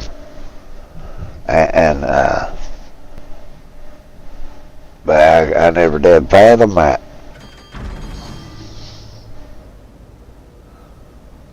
I mean,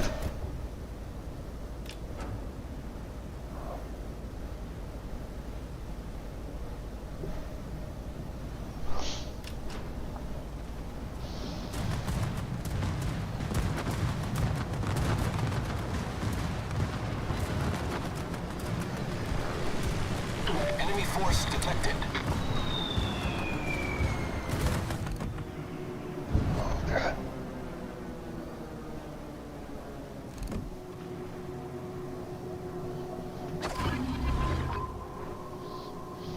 Spotter airborne.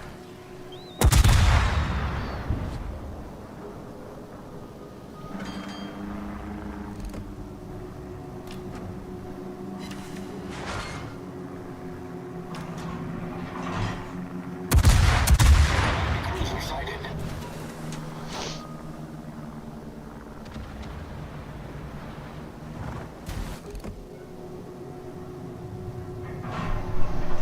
Enemy battleship sighted. Shit, that's a bank.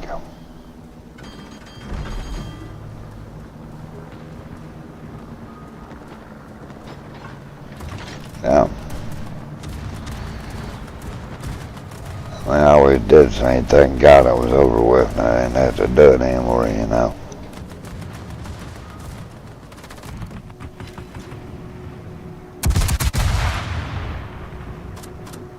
Fellow HE on him.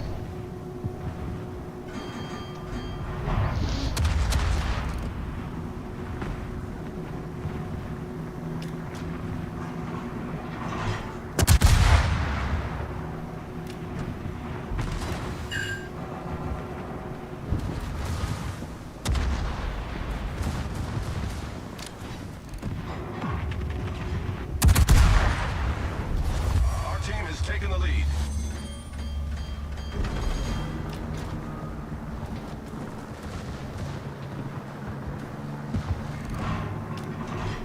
Spotter returning to ship.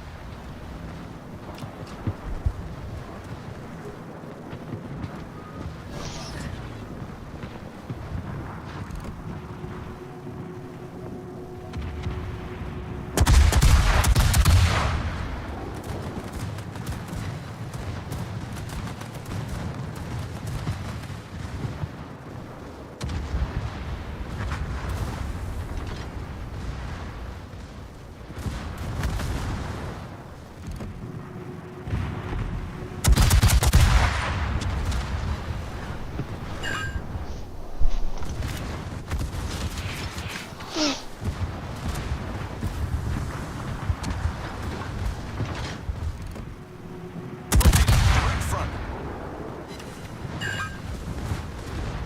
Torpedoes, dead ahead.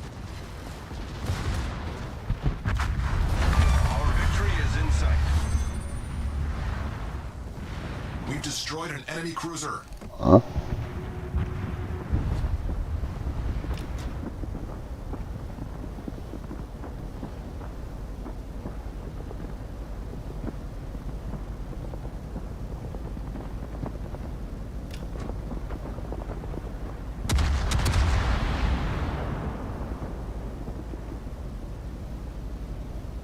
I need support.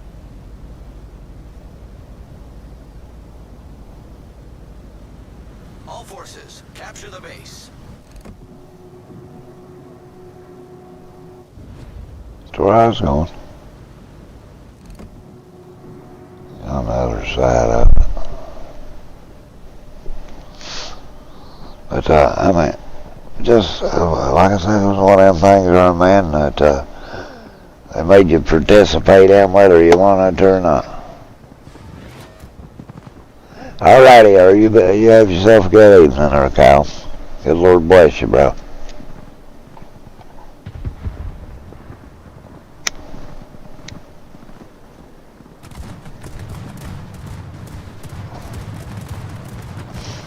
Oh, there we go. Boot on the oh, Lord help me.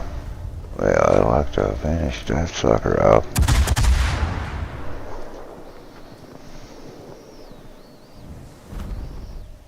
I think I hit it.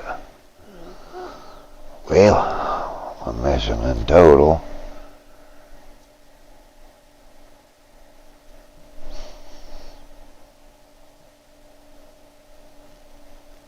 Lord goodness, man.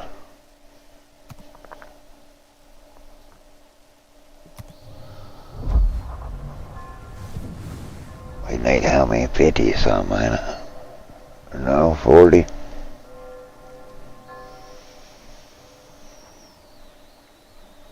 40. They need 40.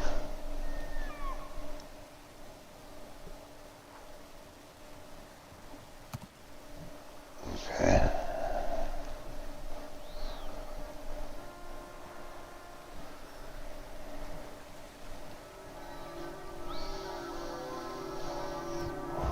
We might be able to get it out, go up.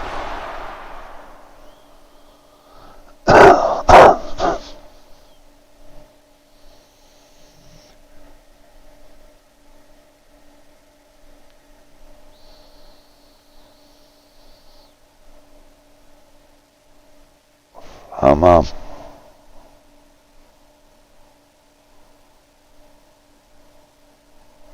Okay.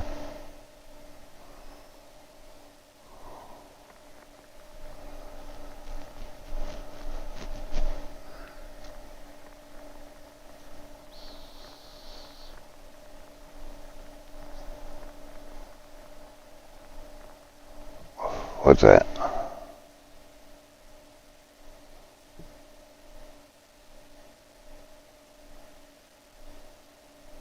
Oh. Yeah.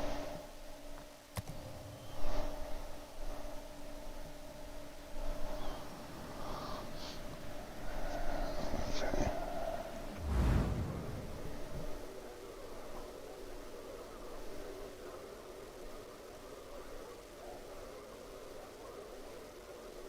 Autopilot mode enabled.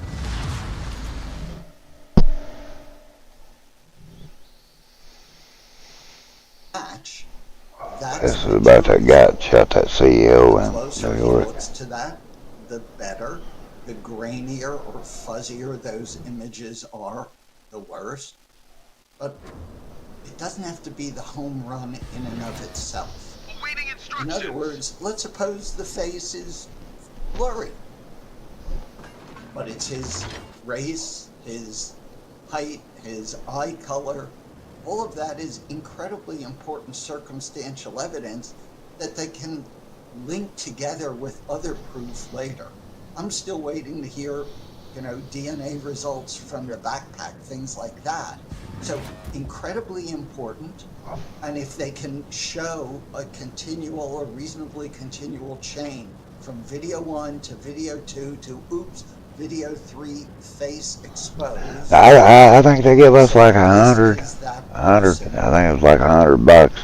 Legally. Wasn't all that great, bro. I mean, in all honesty, it was. And have the video with I them mean, shooting. you know what I mean? Working every day, making $300 a day, and then I have to go over and sit for 50, 60 bucks. I mean, that doesn't really get you too excited, you know what I mean? And I've been lucky since then. I've not had to ever be back on it no more since the last time, but I mean,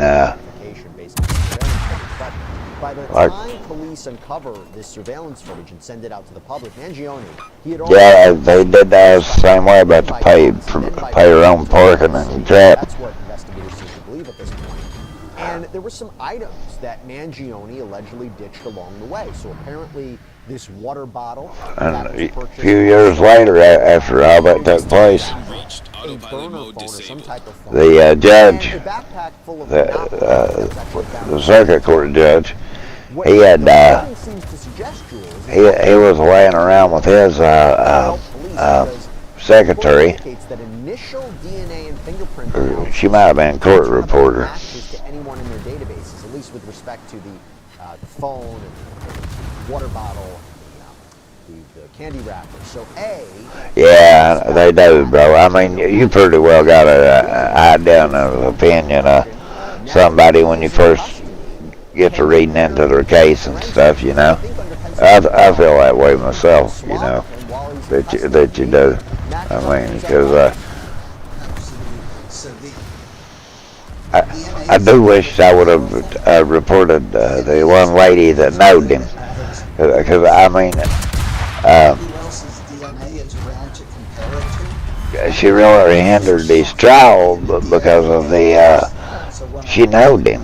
She knowed him and should not have been her, and knowed she shouldn't have. And if anything, I felt she was out to cause a mistrial. Once I am caught, whether you get it by a Well, not only me had a problem with her about it. It was all of them that she kept saying he didn't do it. I mean, once you live with somebody 24/7, you really don't know what they've done or not. And if they collected this stuff carefully, they didn't. and she finally broke over and said she knowed him. And I said, well, that's a conflict of interest right there, being that here it is. Corresponding, in other words, at the multiple You know? loci, that they are the same. It's incredibly powerful evidence. And real quick, what would be a way defense attorneys can challenge? Yeah, we had a harder time coming to the verdict on the child molestation charges than we ever did with the murder charges. I mean, it was pretty well cut dry about it. She just walked up, opened his car door, shot him in the sack, and left. Wouldn't even call him an ambulance or nothing. I felt she deserved jail time over that because she done humiliated him when she shot him in the nuts. I mean, in all honesty, man, you would truly think that she'd have got him an ambulance and at least tried to help him, but wasn't the case, man. Help your business. Like, for instance, their incredible accounting app, keeping track of finances. There's 3 or 4 ways the judge told us we could go about it.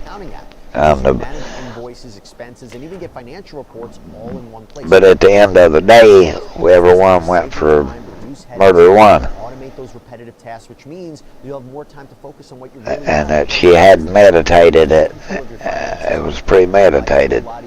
It was hard not to get that assumption from it.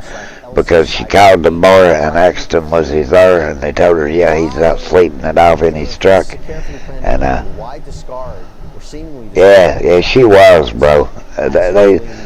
No doubt in my mind, that lady did not go there with the intentions of killing him. I mean, if she, like I said, she just wanted to humiliate him. She done shot him, blowed his nuts clean off of him, man. I mean, and then anything from that is malice and murder. In my opinion, you're on the borderline in it, man. And I mean, she had no mental disorders or anything that should have kept her. Would have hindered her judgment. She wasn't drinking. She had just too much evidence against her, man. And then the surveillance video, I mean, that was the coup de grace. She was busted. She could never deny she wasn't the one that shot him. And I felt if we can come to that assumption, she was the one that shot him. I've learned not to expect perfection Now, from people who commit crime. she's the only one of her, so she plays the biggest role in it, period. What we've seen. But look, you know, the It's like I said, I had no problem giving her 20 to life. That's what we gave her. I felt that was more than suitable for the crime. 20 years was. I mean, I'm sorry, but I'd have felt the same way if it had been a woman, and that would have took place on her. CEO of one of the largest health insurance companies. No, bro, she just left him laying there, and he eventually got enough strength to him that he got out and collapsed on the ground. How significant are they? All she did was walk up, opened his driver's side door, had that damn guy, and you could watch her point it down into his lap. Seen 2 flashes, muzzle flashes. And she walked away, got in her car, and left. Intent, multiple shots. We've got that from the location. And he bled to death. That was the coroner's reason of death. Was he bled to death. If she would have, there it is. If she would have called the ambulance and stuff, 9 times out of 10, they said they could have saved him, man. And again, You know? if And that just goes to where you're just icing Autopilot on the mode you just have to call it what it is, and it's malice murder. And by the way, You know? charged with second-degree murder in New York, which is the I tried to give her the benefit of the doubt and to look at it in her shoes and stuff, but there really was no purpose for her to be there and have a gun.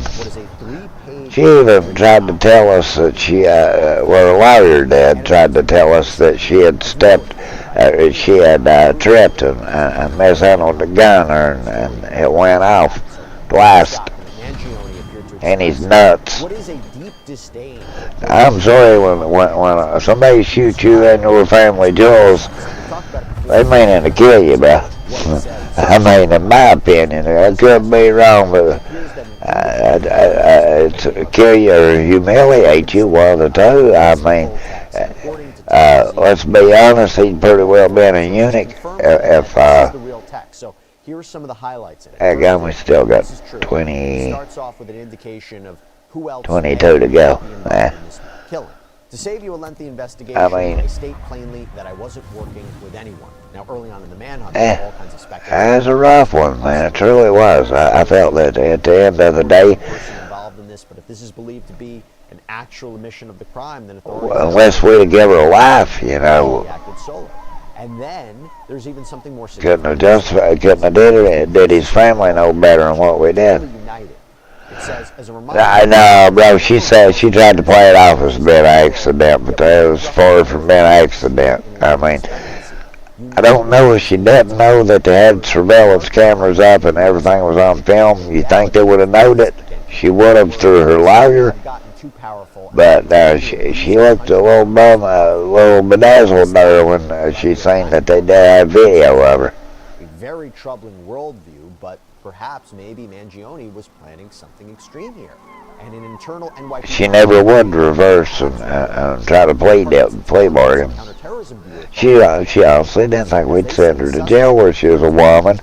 And she said she'd been abused and all these allegations that she had no proof of.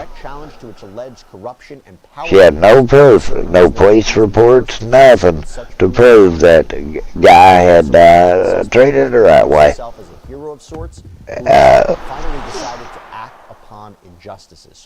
She was never clear why she went to the club. She just said to something told her to go there.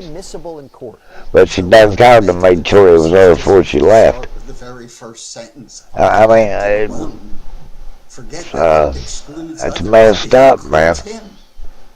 I did this thing. I tell you what, that's a true story too. There was a motorcycle game going through West Virginia here. They called themselves the Vendors. That's what they called themselves. Something like that.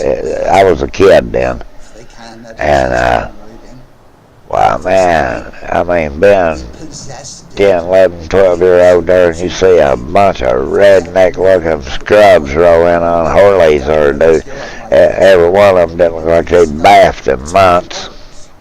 They have to be able to show they're his words. And if he said, I'm about taking that assumption with you on that one, bro. You know, she should be coming up for parole by now. But as long as they... That's been 20 years, unless they turned her down on her first time. She probably got parole. It comes in. Yeah. And it's incredibly damning. Autopilot mode enabled. It is. A lawyer of hers, he tried to prey on us about weakness. It was a woman, but like I said, at the end of the day, she murdered him, and there's no getting around that subject that she murdered him. I mean, straight up, bro. And I just felt that to not convict her of something. A man spoke with reporters Tuesday saying he was one of the people joking about it. Well done. A travesty that all the evidence was truly there. He had been to New York recently when the footage, all of it, depositions, the coroner, and he even showed up in court. The coroner did, and he said he died from he bled out. Witness identification based on that surveillance photo. So if she would have got him ambulance, 9 times out of 10 he would have made it. So I'm not sure if anybody. Well, they were sure that he would. That they said, you know, he'd lost his nuts, but he'd have been alive. That's sort of background. The officer's take on what we call the tell is what we call lay opinion testimony.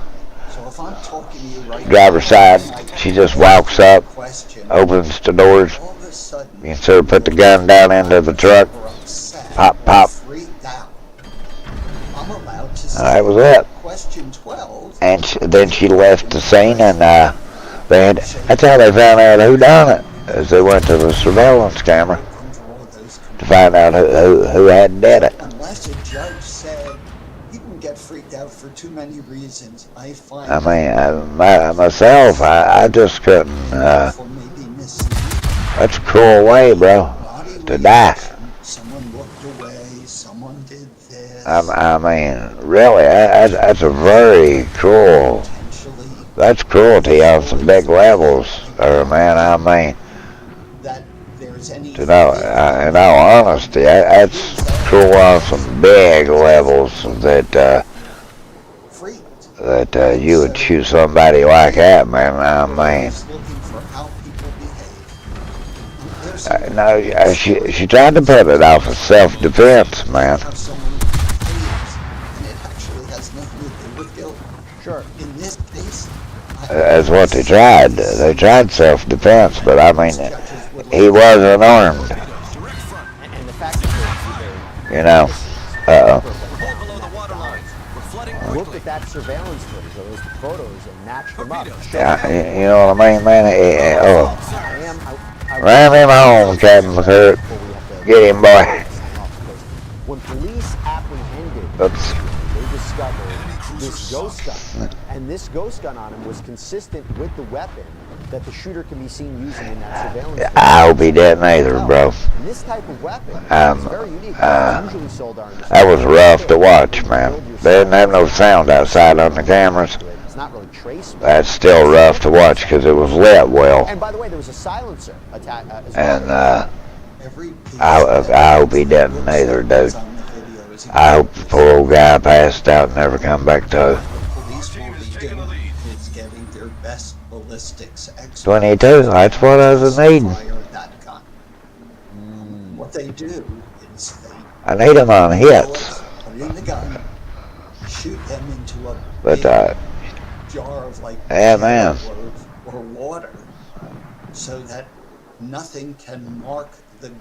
And then, like I was saying about, it might have been 5 years later, the judge had a work release program, about like this one you're hearing in the news about.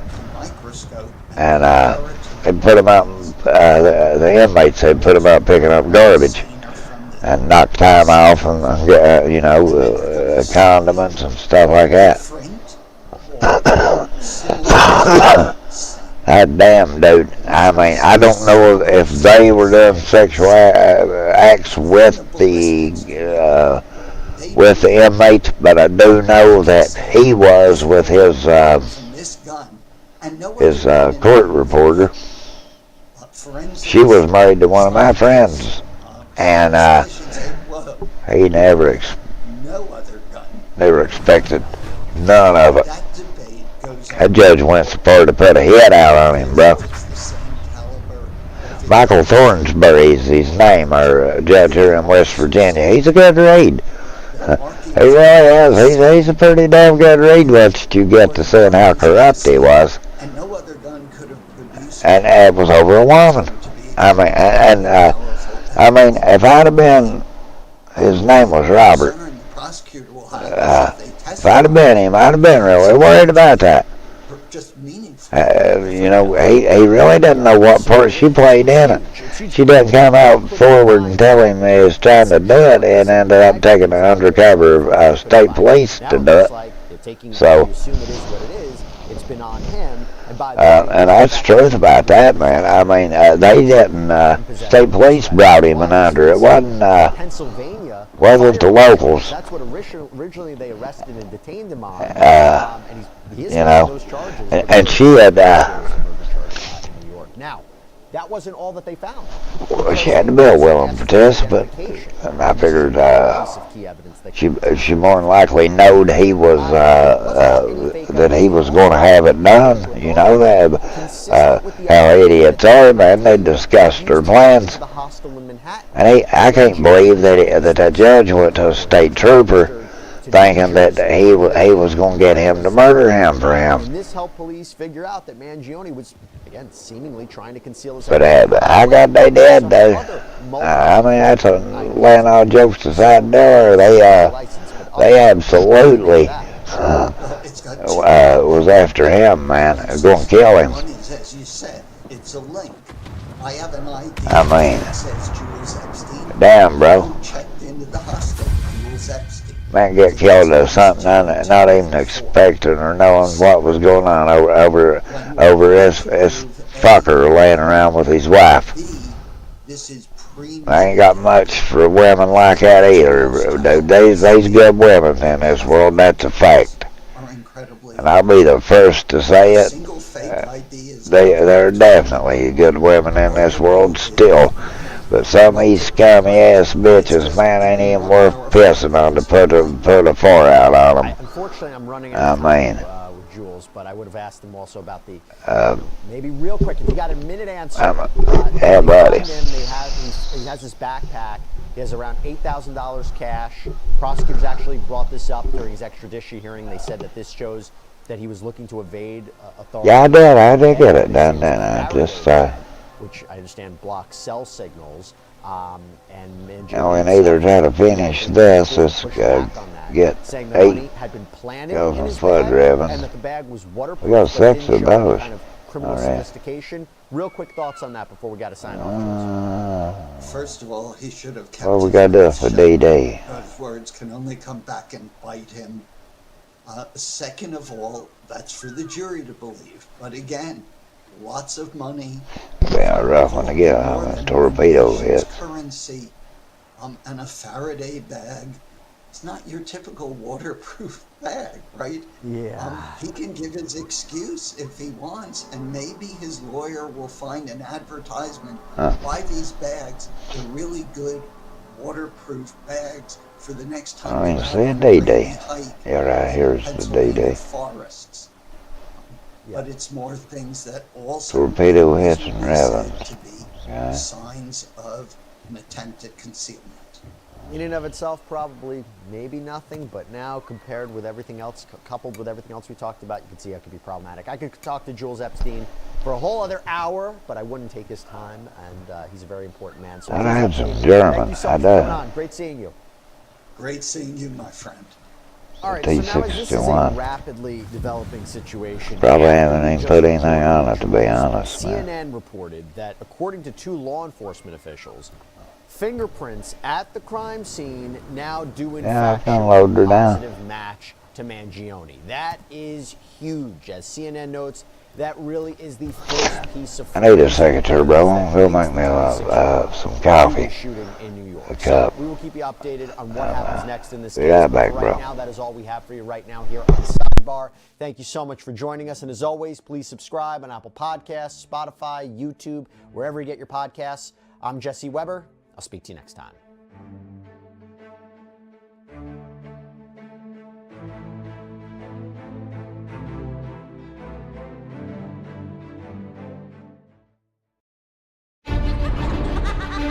They have superhuman intelligence. They are vastly more intelligent than the average person. Knowledge of other worlds. He was able to access information that there's no way he could know about. And possess mysterious powers. There was one girl who could wave her hands and spontaneously the flower buds popped open right in front of everyone's eyes. On every continent, there are incredible stories of children so advanced that some believe they come from the stars.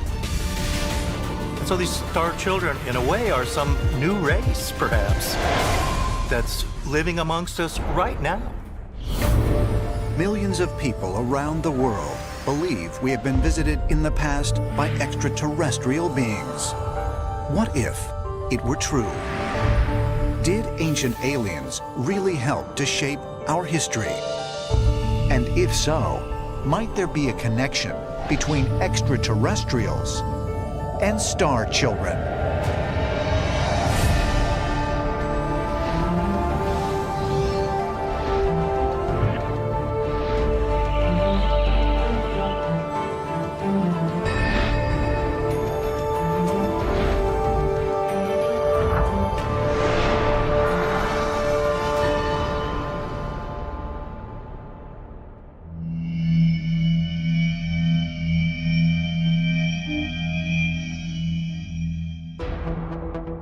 Throughout the world, there are children who possess astonishing abilities.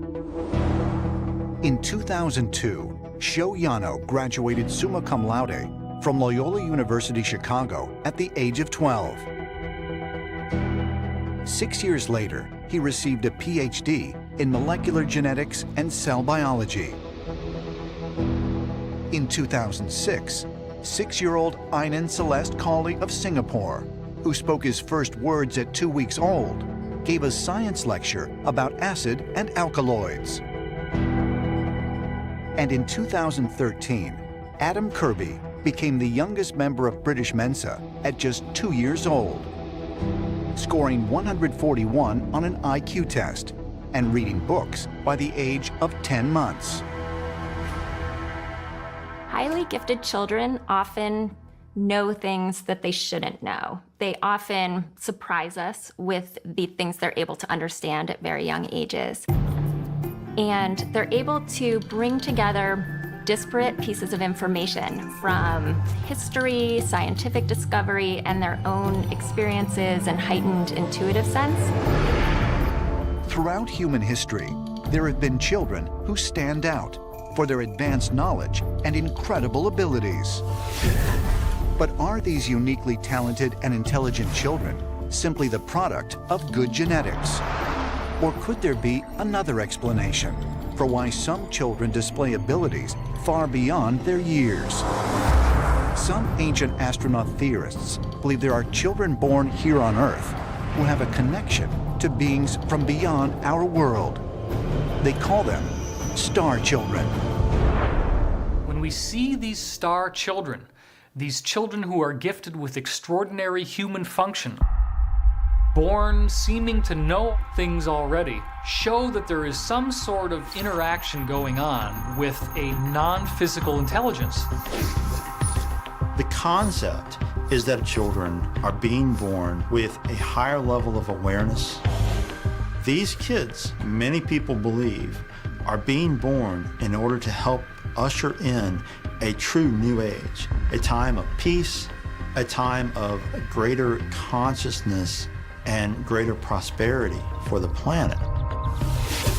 What is commonly termed the star children has always been with the American Indian people throughout the ages.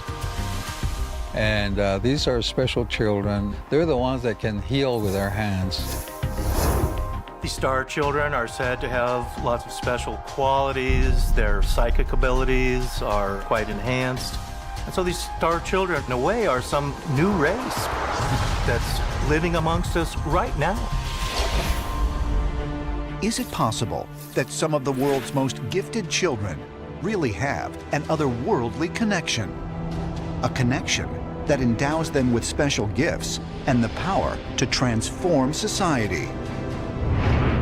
Today, there is evidence that a higher number of unusually gifted children are being born than ever before.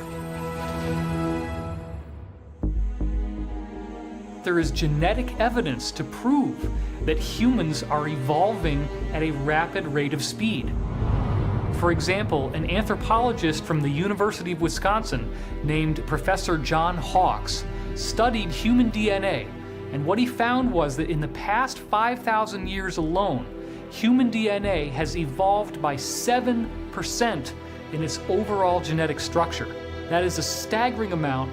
Every decade, we're getting smarter and smarter and smarter. But those who have studied the star children phenomenon say that these unusually gifted children display more than just superior intelligence. Star kids are advanced in several departments. These kids are much brighter than the old school child of a previous generation. They are very sensitive.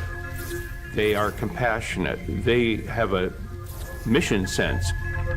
They're using special gifts they have as advanced star kids. For example, in the area of telepathy, they can pick up on things that somebody else is thinking or sensing. Parents of star children know that their children are different. Maybe their child is psychic and talking about seeing things that other people can't see, or hearing things other people can't hear, or knowing things that other people don't know. Some of the star children have very high energy. They can go long periods without sleeping, without eating. It's just not your normal, typical child. According to Nikki Patillo, her daughter Maddie has told her that her home is in the sky and has displayed numerous astonishing abilities like telekinesis and psychic visions. But could 10-year-old Maddie Patillo really have superhuman abilities? If so, where did they come from? And is it possible that star children have been with us for thousands of years? Ancient astronaut theorists say evidence that star children may have existed on Earth in the distant past can be found in a story that dates back over 2,000 years. Greece, the 6th century BC. Nesarchus, the father of philosopher and mathematician Pythagoras, was traveling home from work one day when he came upon an abandoned infant staring at the sun. And he was surviving solely on the dew from a nearby tree. Nesarchus named this baby Astraios, which literally means star child in Greek. And here is an early example of a magical child. He adopted it, he raised it with Pythagoras and his two brothers, so it was part of their family. According to the Greek myth, as recorded by Antonius Diogenes, Nesarchus gave the child to Pythagoras to be his servant and apprentice. Although Pythagoras is considered one of history's greatest mathematical minds, some ancient astronaut theorists believe he may have received advanced knowledge from the boy Astraios. It's believed that Astraios was actually sent to Earth in order to instruct Pythagoras, whose mystic concepts became foundational to the ancient world. So here we have a curious story of someone named Starchild, who had these special powers, whose birth is really a mystery. And so this child, Astraios, was perhaps one of the early extraterrestrial children sent to planet Earth. Could this peculiar child have actually instructed one of the greatest minds of the ancient world? And considering the Greeks described powerful beings who came down from the sky, is it possible, as ancient astronaut theorists suggest, that Astraios was the offspring of the gods, part human and part divine?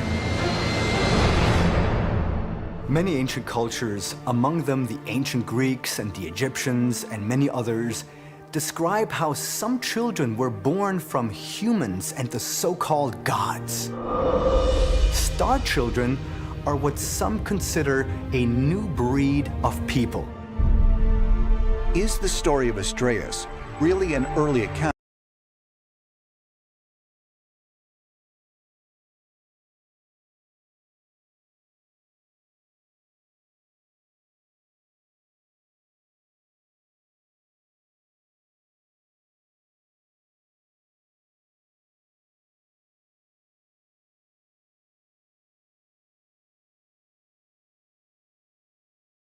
Too dirty.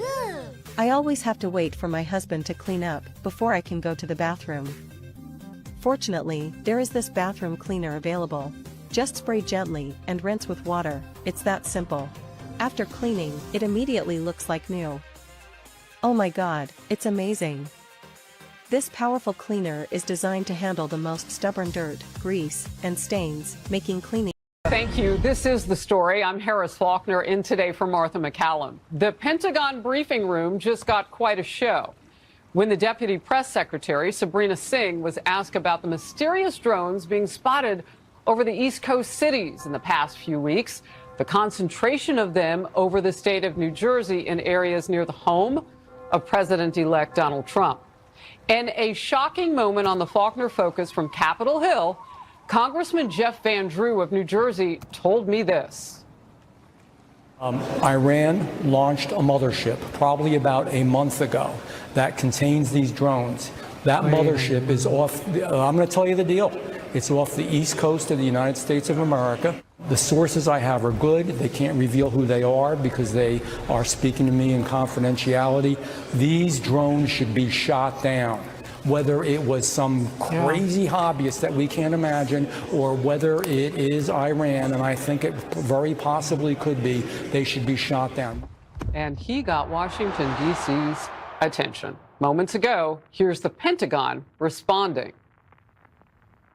There is no Iranian ship off the coast of the United States, and there's no so-called mothership launching drones towards the United States. You know what there also is none of? Information coming out of the feds and the White House. And now you have a gap. And millions of people on the East Coast wondering what's happening in the skies above.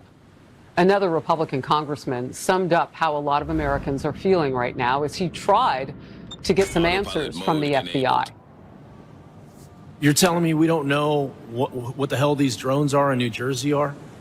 Is that correct? That's right. It's crazy. I mean, that's crazy. That's madness that we don't know what these drones are. That is Texas Republican Congressman Tony Gonzalez. He is with me live now. Congressman Gonzalez, is this a national security threat?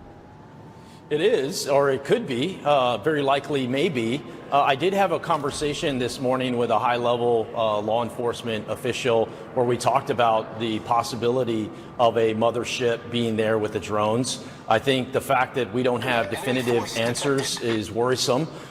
Sitting on the Appropriations Committee, I often ask, where is our money going? And then the other question is, if we don't know the answers, why? And when I got a response yesterday that said, you know, the FBI only has a budget of $500,000 and Customs and Border Protection only has a budget of $0 for counter drones, this is a problem. Well, look, you want to talk about budgeting. Think about the budget and resources among all those municipalities, in particularly New Jersey, near where the incoming president, number 47 for this nation, lives. I mean, can you imagine what those sheriff's departments and police officers are going through? They're having to talk with the public that is not informed on something that some of these drones have been reported to be the size of an SUV, Congressman. You're right, and these threats are very real. You know, here we have, it's not as if a what if could happen to President Trump. This has already happened, and other threats have been circulated. The Iranians are surely always up to no good. It's just we have to keep our eye on the ball, and ultimately, the American people deserve to know what is happening, where their taxpayers' dollars going, and if they're not getting answers, well, how do we put resources towards making sure law enforcement has every instrument possible to keep us safe, and also, more important, probably ultimately important, keep the President of the United States, or the incoming President of the United States, Trump, equally as safe. Look, scientists are telling me now that our law enforcement, our local municipality, law enforcement does not have the capability to study these drones. I mean, you need the Department of Defense to come in at this point and close down some of the airspace so that they can figure out what's going on. Now, I took away from what you said, I don't know, maybe the Pentagon was either not telling us everything that's going on or spoke too soon, because multiple people now are talking about the idea that Iran may have some part in this. We don't know, but maybe. Well, when I had this conversation with a high-level official, it was very clear it was important to them, and they're doing everything they can to find more information. But this is once again where this administration has failed. We need more transparency, good parts, the bad parts, the ugly parts, so that way we can fix things. We just want people to be safe. You don't want to have the unknown. The drone technology is not a new technology. It's an old technology. What happens when AI, you add AI to it? Things get scary very fast, and the American people deserve to feel safe. They also deserve to have their taxpayer dollars going towards making them safe, not just when we invest zero in counter drone technology, that's a problem. Is that what's happening? I mean, I do want to know how there's no calculation after you see maybe 4 or 5 nights, and now we're a month into this. I mean, what if this is driven by fossil fuel and a thing that's the size of an SUV crashes into a house because it runs out of fuel? What if it is battery power? It should be landing someplace and recharging. We can't follow that. We've got to close the airspace. What do you want to see happen?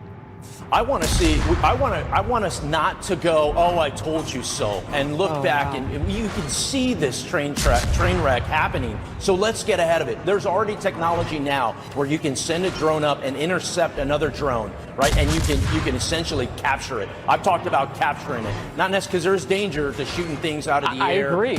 How do we capture it so that way we can bring it back, figure out where it came from, find its flight path, find its frequencies, find some of the metadata that's embedded in it, the information that it was sharing, who was it sharing to, so that way you're not just going after an instrument, you're going after a network. This is the level of detail that our federal government needs to be working with our state and local partners to solve, to keep Americans safe. That's what I've been pushing for, as well as many of my House Republican colleagues, to get answers that the American people deserve and ultimately keep us all safe. You just took this to another level. They're flying near the home, Bedminster, New Jersey, of the incoming president, and you're suggesting that collecting information could be part of this. This sounds like the China spy balloon that the White House didn't tell us about for a week. I mean, this is a lot. Congressman Gonzalez, I'm so grateful for your time and your expertise.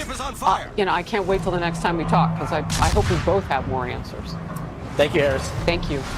Now, this was breaking news moments ago, too. FBI Director Christopher Wray says he's going to step down at the end of President Biden's term in January. President-elect Trump has already nominated Kash Patel to replace Christopher Wray. Patel still faces a Senate confirmation hearing. Wray was telling an FBI town hall, the men and women of the Bureau are why it will be successful. Quote unquote, long into the future. We're all over this. Also, some breaking news right now. New video just in of Pentagon choice Pete Hegseth after meeting with a Republican senator who could be key in his confirmation battle. We're going to play you that right now after the break. Stay close. Here's the breaking news from moments ago. President-elect Trump's Defense Secretary nominee Pete Hegseth was talking about his meeting with Republican Senator Susan Collins of Maine. Watch. Can you characterize this meeting? This is what the perfect gift for a man looks like. So my wife got me this weird new kitchen knife as a Christmas gift. God, I love her. At first glance, one of them looked like a Viking sword. I was... It was a great meeting. Having an immense amount of respect. Thank you. Sorry to much. It was a great meeting with Senator Collins. And again, at office after office, having the opportunity to spend time with these senators who have invested their careers in ensuring that our warfighters get what they need has been an amazing educational process. And Senator Collins, like her colleagues before her, reiterated that. And it was a wonderful conversation. We focused on what needs to be done to make sure this Pentagon is focused on warfighting and lethality, and we look forward to staying in touch with her. Did you I'm certainly not going to assume anything about where the senator stands. This is a process that we respect and appreciate, and we hope through time, overall, when we get through that committee and to the floor, that we can earn her support. But it's about earning support in this process, in ongoing conversations, and we're doing this for the warfighters, and I'm grateful to the President. Well, I'd say you're right, bro. I'd say it was. Says she and Pete talked for more than an hour, but she'll wait for Hegseth's confirmation hearing and FBI background check before making a decision. Here she is. We covered a wide range of topics, ranging from defense procurement reforms to the role of women in the military, sexual assault in the military, Ukraine, NATO, a wide range of issues. I want to bring in now the incoming Senate Majority Leader, South Dakota Republican John Thune. Great to see you. First of all, let's start with Susan Collins. She's known as what would be called a swing vote often on confirmations. Are there members of your chamber, though, who seem to be shifting? It seems like it's a bit more in Pete's favor. He didn't want to call that. What's happening? I think he's making his argument, Harris, and he's doing a nice job. A lot of these nominees, including Pete Hegseth, have been making the rounds on the Capitol, starting with the committees of jurisdiction that will have responsibility for the confirmation process and ensure that their nominations make it eventually to the floor. And I think the nominees are doing a really nice job. I mean, Pete Hegseth, in his conversations, I think, with members, has been very compelling in terms of what he believes is necessary to put the real focus on the war fighter when it comes to the Defense Department's priorities. As you heard Susan Collins talk about procurement reform, that's something that's important to a lot of our members. And he's got the background. He's a combat veteran. He's obviously somebody who understands what it takes to fight battles on the ground, and I think that's a perspective that is very impressive to a lot of the members that he's had the opportunity to meet with so far and to be questioned by. You are loved by your voters in South Dakota, have covered you for many years. You're about to play a different role. What kind of conversations are you having with President-elect Trump's incoming nominees, potentially incoming, they're nominees at this point, based on your background, your experience with this process? Well, the last time President Trump was president, Harris, I was the chairman of a major committee, and we had the responsibility for vetting and reporting out and confirming a lot of the Trump nominees, including Secretary of Transportation, Secretary of Commerce, FCC. A lot of those came through our committee, and so I've been through this process. I think that the Trump nominees are approaching this the right way. They're coming in, they've been very open and candid and subjecting themselves to lots of questions from lots of senators from different parts of the country who have different perspectives on these issues and want to hear from them about their vision for the jobs that they've been nominated for. And I think the important thing here is President Trump needs his team in place to be able to implement his agenda. These are the people that he selected. Right. I give wide latitude and wide deference to the president when he makes these selections. We have a job to do, advice and consent, and we will do it and make sure that there's a process that's fair to all these nominees. Well, look, the American people who voted feel that way. Take a look at this. This is a CNN poll that shows that actually, if we can put it up, north of 50% of people like the way, 55% approve of and like the way Trump is handling his presidential transition. So it's what you're talking about. I want to talk a little bit about a couple of things. So a few minutes ago, we learned that Christopher Wray has announced his resignation. He was meeting with, members of I think everybody's seen that coming. And he announced that will happen at the end of this year, going into January. And President-elect Trump has already announced Kash Patel is who he would like to see take that position. Your immediate reaction to Wray's announcement?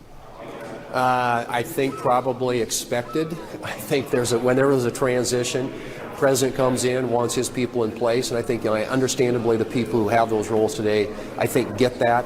So I don't see that as a big surprise, and the president has nominated someone for that position who is already making the rounds and having his meetings on Capitol Hill with the senators who are going to be really relevant to his nomination process, and I think doing a nice job again of explaining his vision for the future of the FBI. These are a lot of agencies, as you know, Harris, that are desperately in need of reform, of modernization, some house cleaning, and I think a lot of these nominees are coming forward in a way that explains how they want to go about doing that, and I think it's going to be, and you're right, the American people wanted to see change. That's why they gave President Trump the vote. Yeah, I mean, it's a huge number.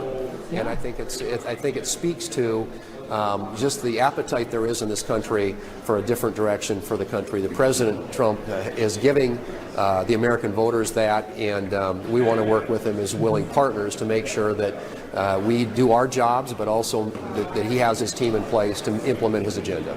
Yeah, I don't know if there is the intestinal fortitude or will among both sides of the aisle to get it done, but I vote for starting with DHS, which has let us down on both FEMA and the department that handles not just emergencies, but the border. Right. I mean, and Secret Service, not let us down, but we need to shore them up and give them what they need. So that's my vote, not that anybody really cares. Well, on so many levels, it's time to wipe the slate clean, start over, start fresh. That's what the American people demanded. That's what President Trump is going to give them, and we're going to work with him to do that. Senator, great to have you on the program. Thank you. Thanks, Harris. You bet. Up next, a scientific researcher on what the capabilities of those mysterious drones spotted over the East Coast could mean, what they could be, and why he says this entire situation is unnerving. We're passing each other. Yeah. I mean, Basically done with this. stop cursing. It looks like a hoverboard. Oh yeah, it does. Do you think it's carrying people? Republican lawmakers are very angry about a briefing regarding the mysterious drones flying over New Jersey. I learned that they don't really know very much about where these drones are coming from, where they're going to, or who owns them. And that really disturbs me. We're all frustrated, the lack of support. And I'll put that firmly on the Biden administration. We could know a lot more, but we don't. The briefing I just sat through was a disgrace. It was an insult to our legislatures, and I've never been through a more amateur hour briefing in my entire life. Wow, just hearing him say we could know a lot more, but we don't. That's frustrating. Unidentified aerial phenomenon, or UAP researcher Gregory Gowen, says the drone situation is out of control. He joins me in moments. First, let's go to our correspondent on this story, Nate Foy, in Ewing Township, New Jersey.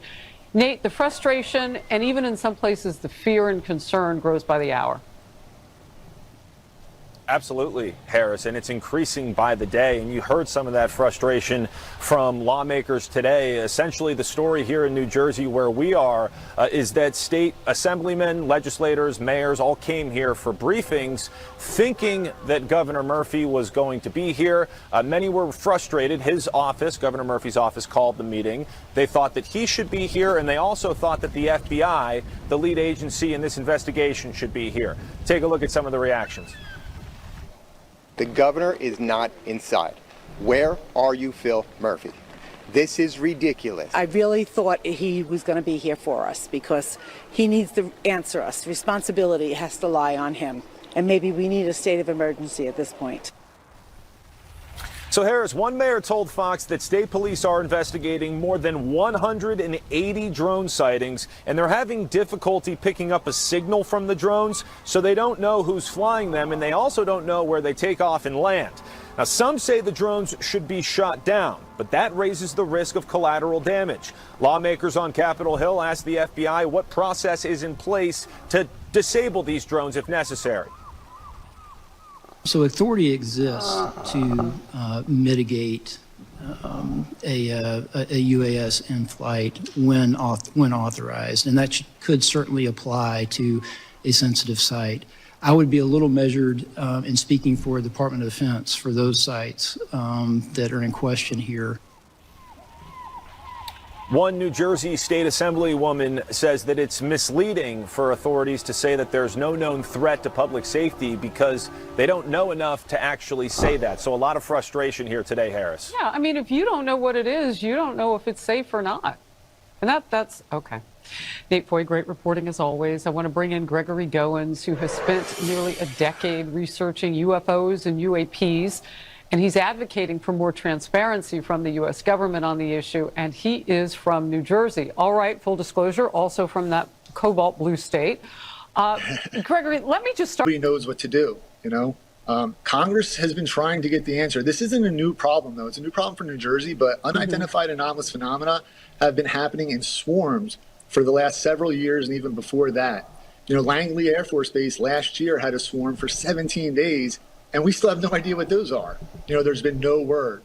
So we need to get answers. Congress has pushed legislation like the UAP Disclosure Act to force that information from the Pentagon, but they're not willing to share it. And that bill got killed in the Senate, in the Senate and the House somehow. So, they're also holding hearings in both the House and Senate to get whistleblowers in there to testify as to what they have information of. And, we're just not getting to the bottom of it yet. That was my next question, because when Congressman Jeff Van Drew... They're saying one thing, the FBI is still saying they have no idea. So we're hearing a lot of different things from a lot of different areas. And people are getting scared that there's an Iranian mothership, carrying these drones off the coast of New Jersey. And, need I remind everybody that this failure of miscommunication to share information between different agencies is what caused catastrophes like Pearl Harbor and 9/11. So, we really need some transparency, and we need the Pentagon to open up, but we need people to push our legislators to get that information. Hopefully what's happening in New Jersey will motivate people to force that type of legislation through. Yeah, that is something that affects every American. Gregory, just real quick, the science of these things. You've seen video, people who directly put their eyes on it. Is there movement that you are concerned with? I know the size of, that is something that affects every American. Gregory, just real quick, the science of these things. You've seen video, people who directly put their eyes on it. Is there movement that you are concerned with? I know the size of some of them is a problem because they're huge. Yeah, I mean, the mayor of, I think it's a town down in Durham. So, evasiveness, odd movements, large groupings, concern. Yeah, and I've had witnesses tell me if you shine a light on them, everything goes dark and you can see that on your camera. Well, that makes sense because they have a sensitivity so they don't hit things. So light or presence of something big would make them shut down. I mean, I get it. I mean, small objects are like that if they're battery operated and have sensitivity. Motion sensor. Directly from Daniel Penny about what compelled him to jump in a crowded subway car when riders were threatened by Jordan Neely. Next. The guilt I would have felt if someone did get hurt, if he did do what he was threatening to do, would never be able to live with myself. President-elect Donald Trump has reacted to FBI Director Christopher Wray announcing he will step down at the end of President Biden's term in January. Donald Trump has already nominated Kash Patel to replace Christopher Wray and just posted this on Truth Social. The resignation of Christopher Wray is a great day for America as it will end the weaponization of what has become known as the United States Department of Injustice. So that in from Trump as the news breaks. And now this. Marine veteran Daniel Penny speaking out for the first time since his acquittal in an exclusive sit-down interview with Judge Jeanine Pirro. He's 26 years old, and he went after the prosecution in this sit-down for attacking his military service during the trial. I would overhear what the prosecution had to say, and she would discredit my military experience. I gave up the best years of my life to serve the country, not for any reason other than to serve the country. And the fact that this public official, a lady that gets paid hundreds of thousands of dollars, would discredit that was very frustrating. And wow. I would say to Daniel Penny, young man, the best years are yet to come. You are blessed. You can watch Judge Pirro's full interview with Daniel Penny on Fox Nation. I want to bring in now former Assistant U.S. Attorney Andy McCarthy, a Fox News contributor. First of all, just the idea of protecting Daniel Penny and his family right now is something that crosses my mind. But you're the legal expert, so where do we go from here? Well, it looks like you may be looking at a civil suit. Hopefully, that won't be too much of an obstacle. It certainly looks to me. Where do we go from here? Well, it looks like you may be looking at a civil suit. Hopefully, that won't be too much of an obstacle. It certainly looks to me, and I don't pretend to be an expert in the life of Jordan Neely, but it does seem that these family members seem to have a murder. I point out to people on that regard, that as we saw in the O.J. Simpson case, the fact that the guy beat the criminal case that Penny did doesn't preclude the possibility of a civil suit. But, Right. I hope what happens here is that, justice is done there like it was done in the criminal case. And what gets looked at there, because you mentioned the father, and look, a lot of people are noting this. He was out loud. He was loud in the courtroom with what sounded like death threats at one point. Justice is done there like it was done in the criminal case. And what gets looked at there, because you mentioned the father, and look, a lot of people are noting this. He was out loud. He was loud in the courtroom. Let's say, Jordan Neely, forgive me. Certainly not with him, Jordan Neely, those 42 times he was arrested and had struggled with mental health and so on and so forth. So not with him those 42, I should say, Jordan Neely, forgive me. Certainly not with him, Jordan Neely, those 42 times he was arrested and had struggled with mental health and so on and so forth. So is that something that they look at in a civil court? It is, but, I'd be interested to see what his damages are, Harris, and how damaged was he really by what's happened here, and which I don't mean to minimize, but, let's be real. This guy was nowhere to be found when his son needed him. Yeah. Andy McCarthy, great to see you. Thank you. Thanks, Harris. Well, Iran's supreme leader has a warning for America. This guy was nowhere to be found when his son needed him. Andy McCarthy, great to see you. Thank you. Thanks, Harris. Well, Iran's supreme leader has a warning for America and Israel. The Ayatollah claims What's up, bro? Assad's dictatorship in Syria, after his family's nearly half a century power, will not weaken Iran. Let's see. With the help and power of God by the Assad's dismantling of his government. And now Assad has taken refuge with Putin in Russia. Trey, what's the latest from the ground? Yeah, Harris, the entire world is watching Syria right now to see what comes next. We drove through one town today in northern Syria, and the person... Trey, what's the latest from the ground? Yeah, Harris, the entire world is watching Syria right now to see what comes next. We drove through one town today in northern Syria, and the person we were with pointed out that Hezbollah, Iran, and Russia had used this town as a base for their...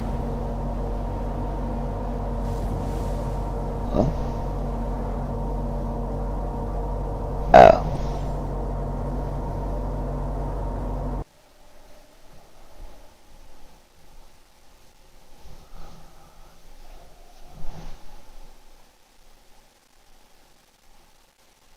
me see here, bros.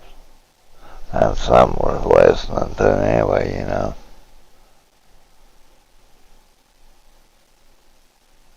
But they're just flat-ass calling Biden liars and all kinds of stuff, ain't they? There's one Fox News head, Biden's a liar. She talks bullshit, Nancy Pelosi.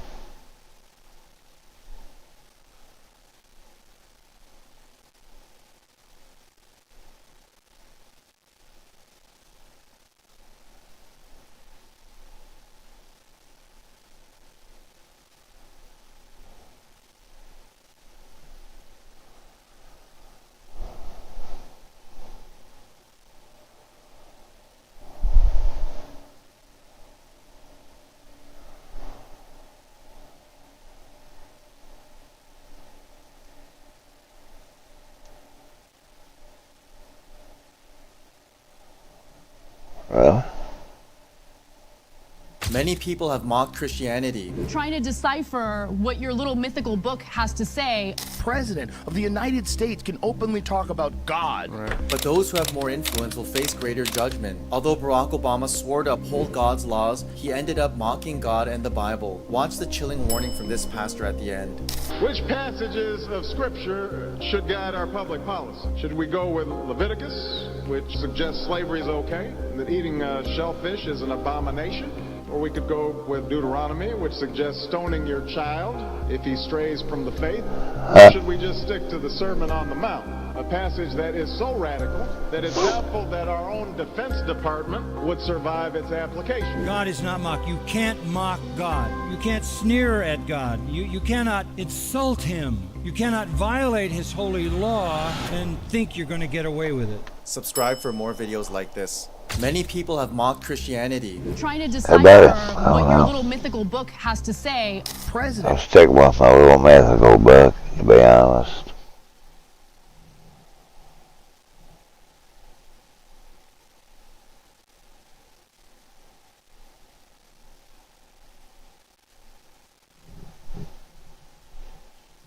Huh?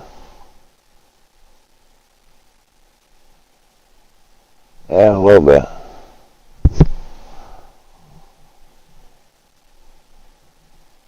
Yeah, well, I'm sorry, Dana's sitting there going, I'm out of the wolf for falling asleep. Yeah, I know what you mean. I'm not feeling the best myself either, but I'm about 4 days in and vomiting and shit over chemo, so yes, is what it is, bro. You know? Let me see here. More. If we get by on this torpedo boat for it.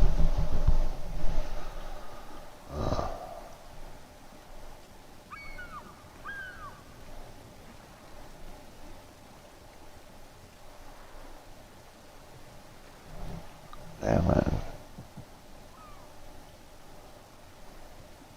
We done did it? That's submarine. That's destroyer. 5 of the 20, huh? Okay.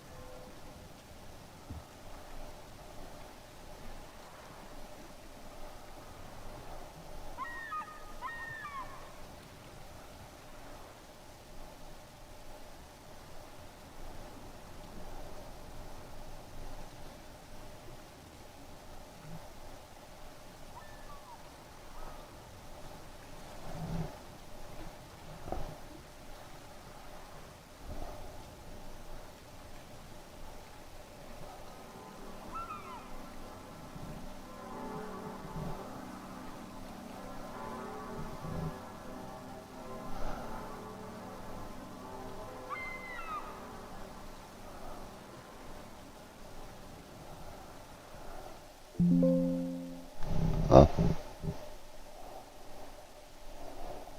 Bullshit. Sorry, dudes.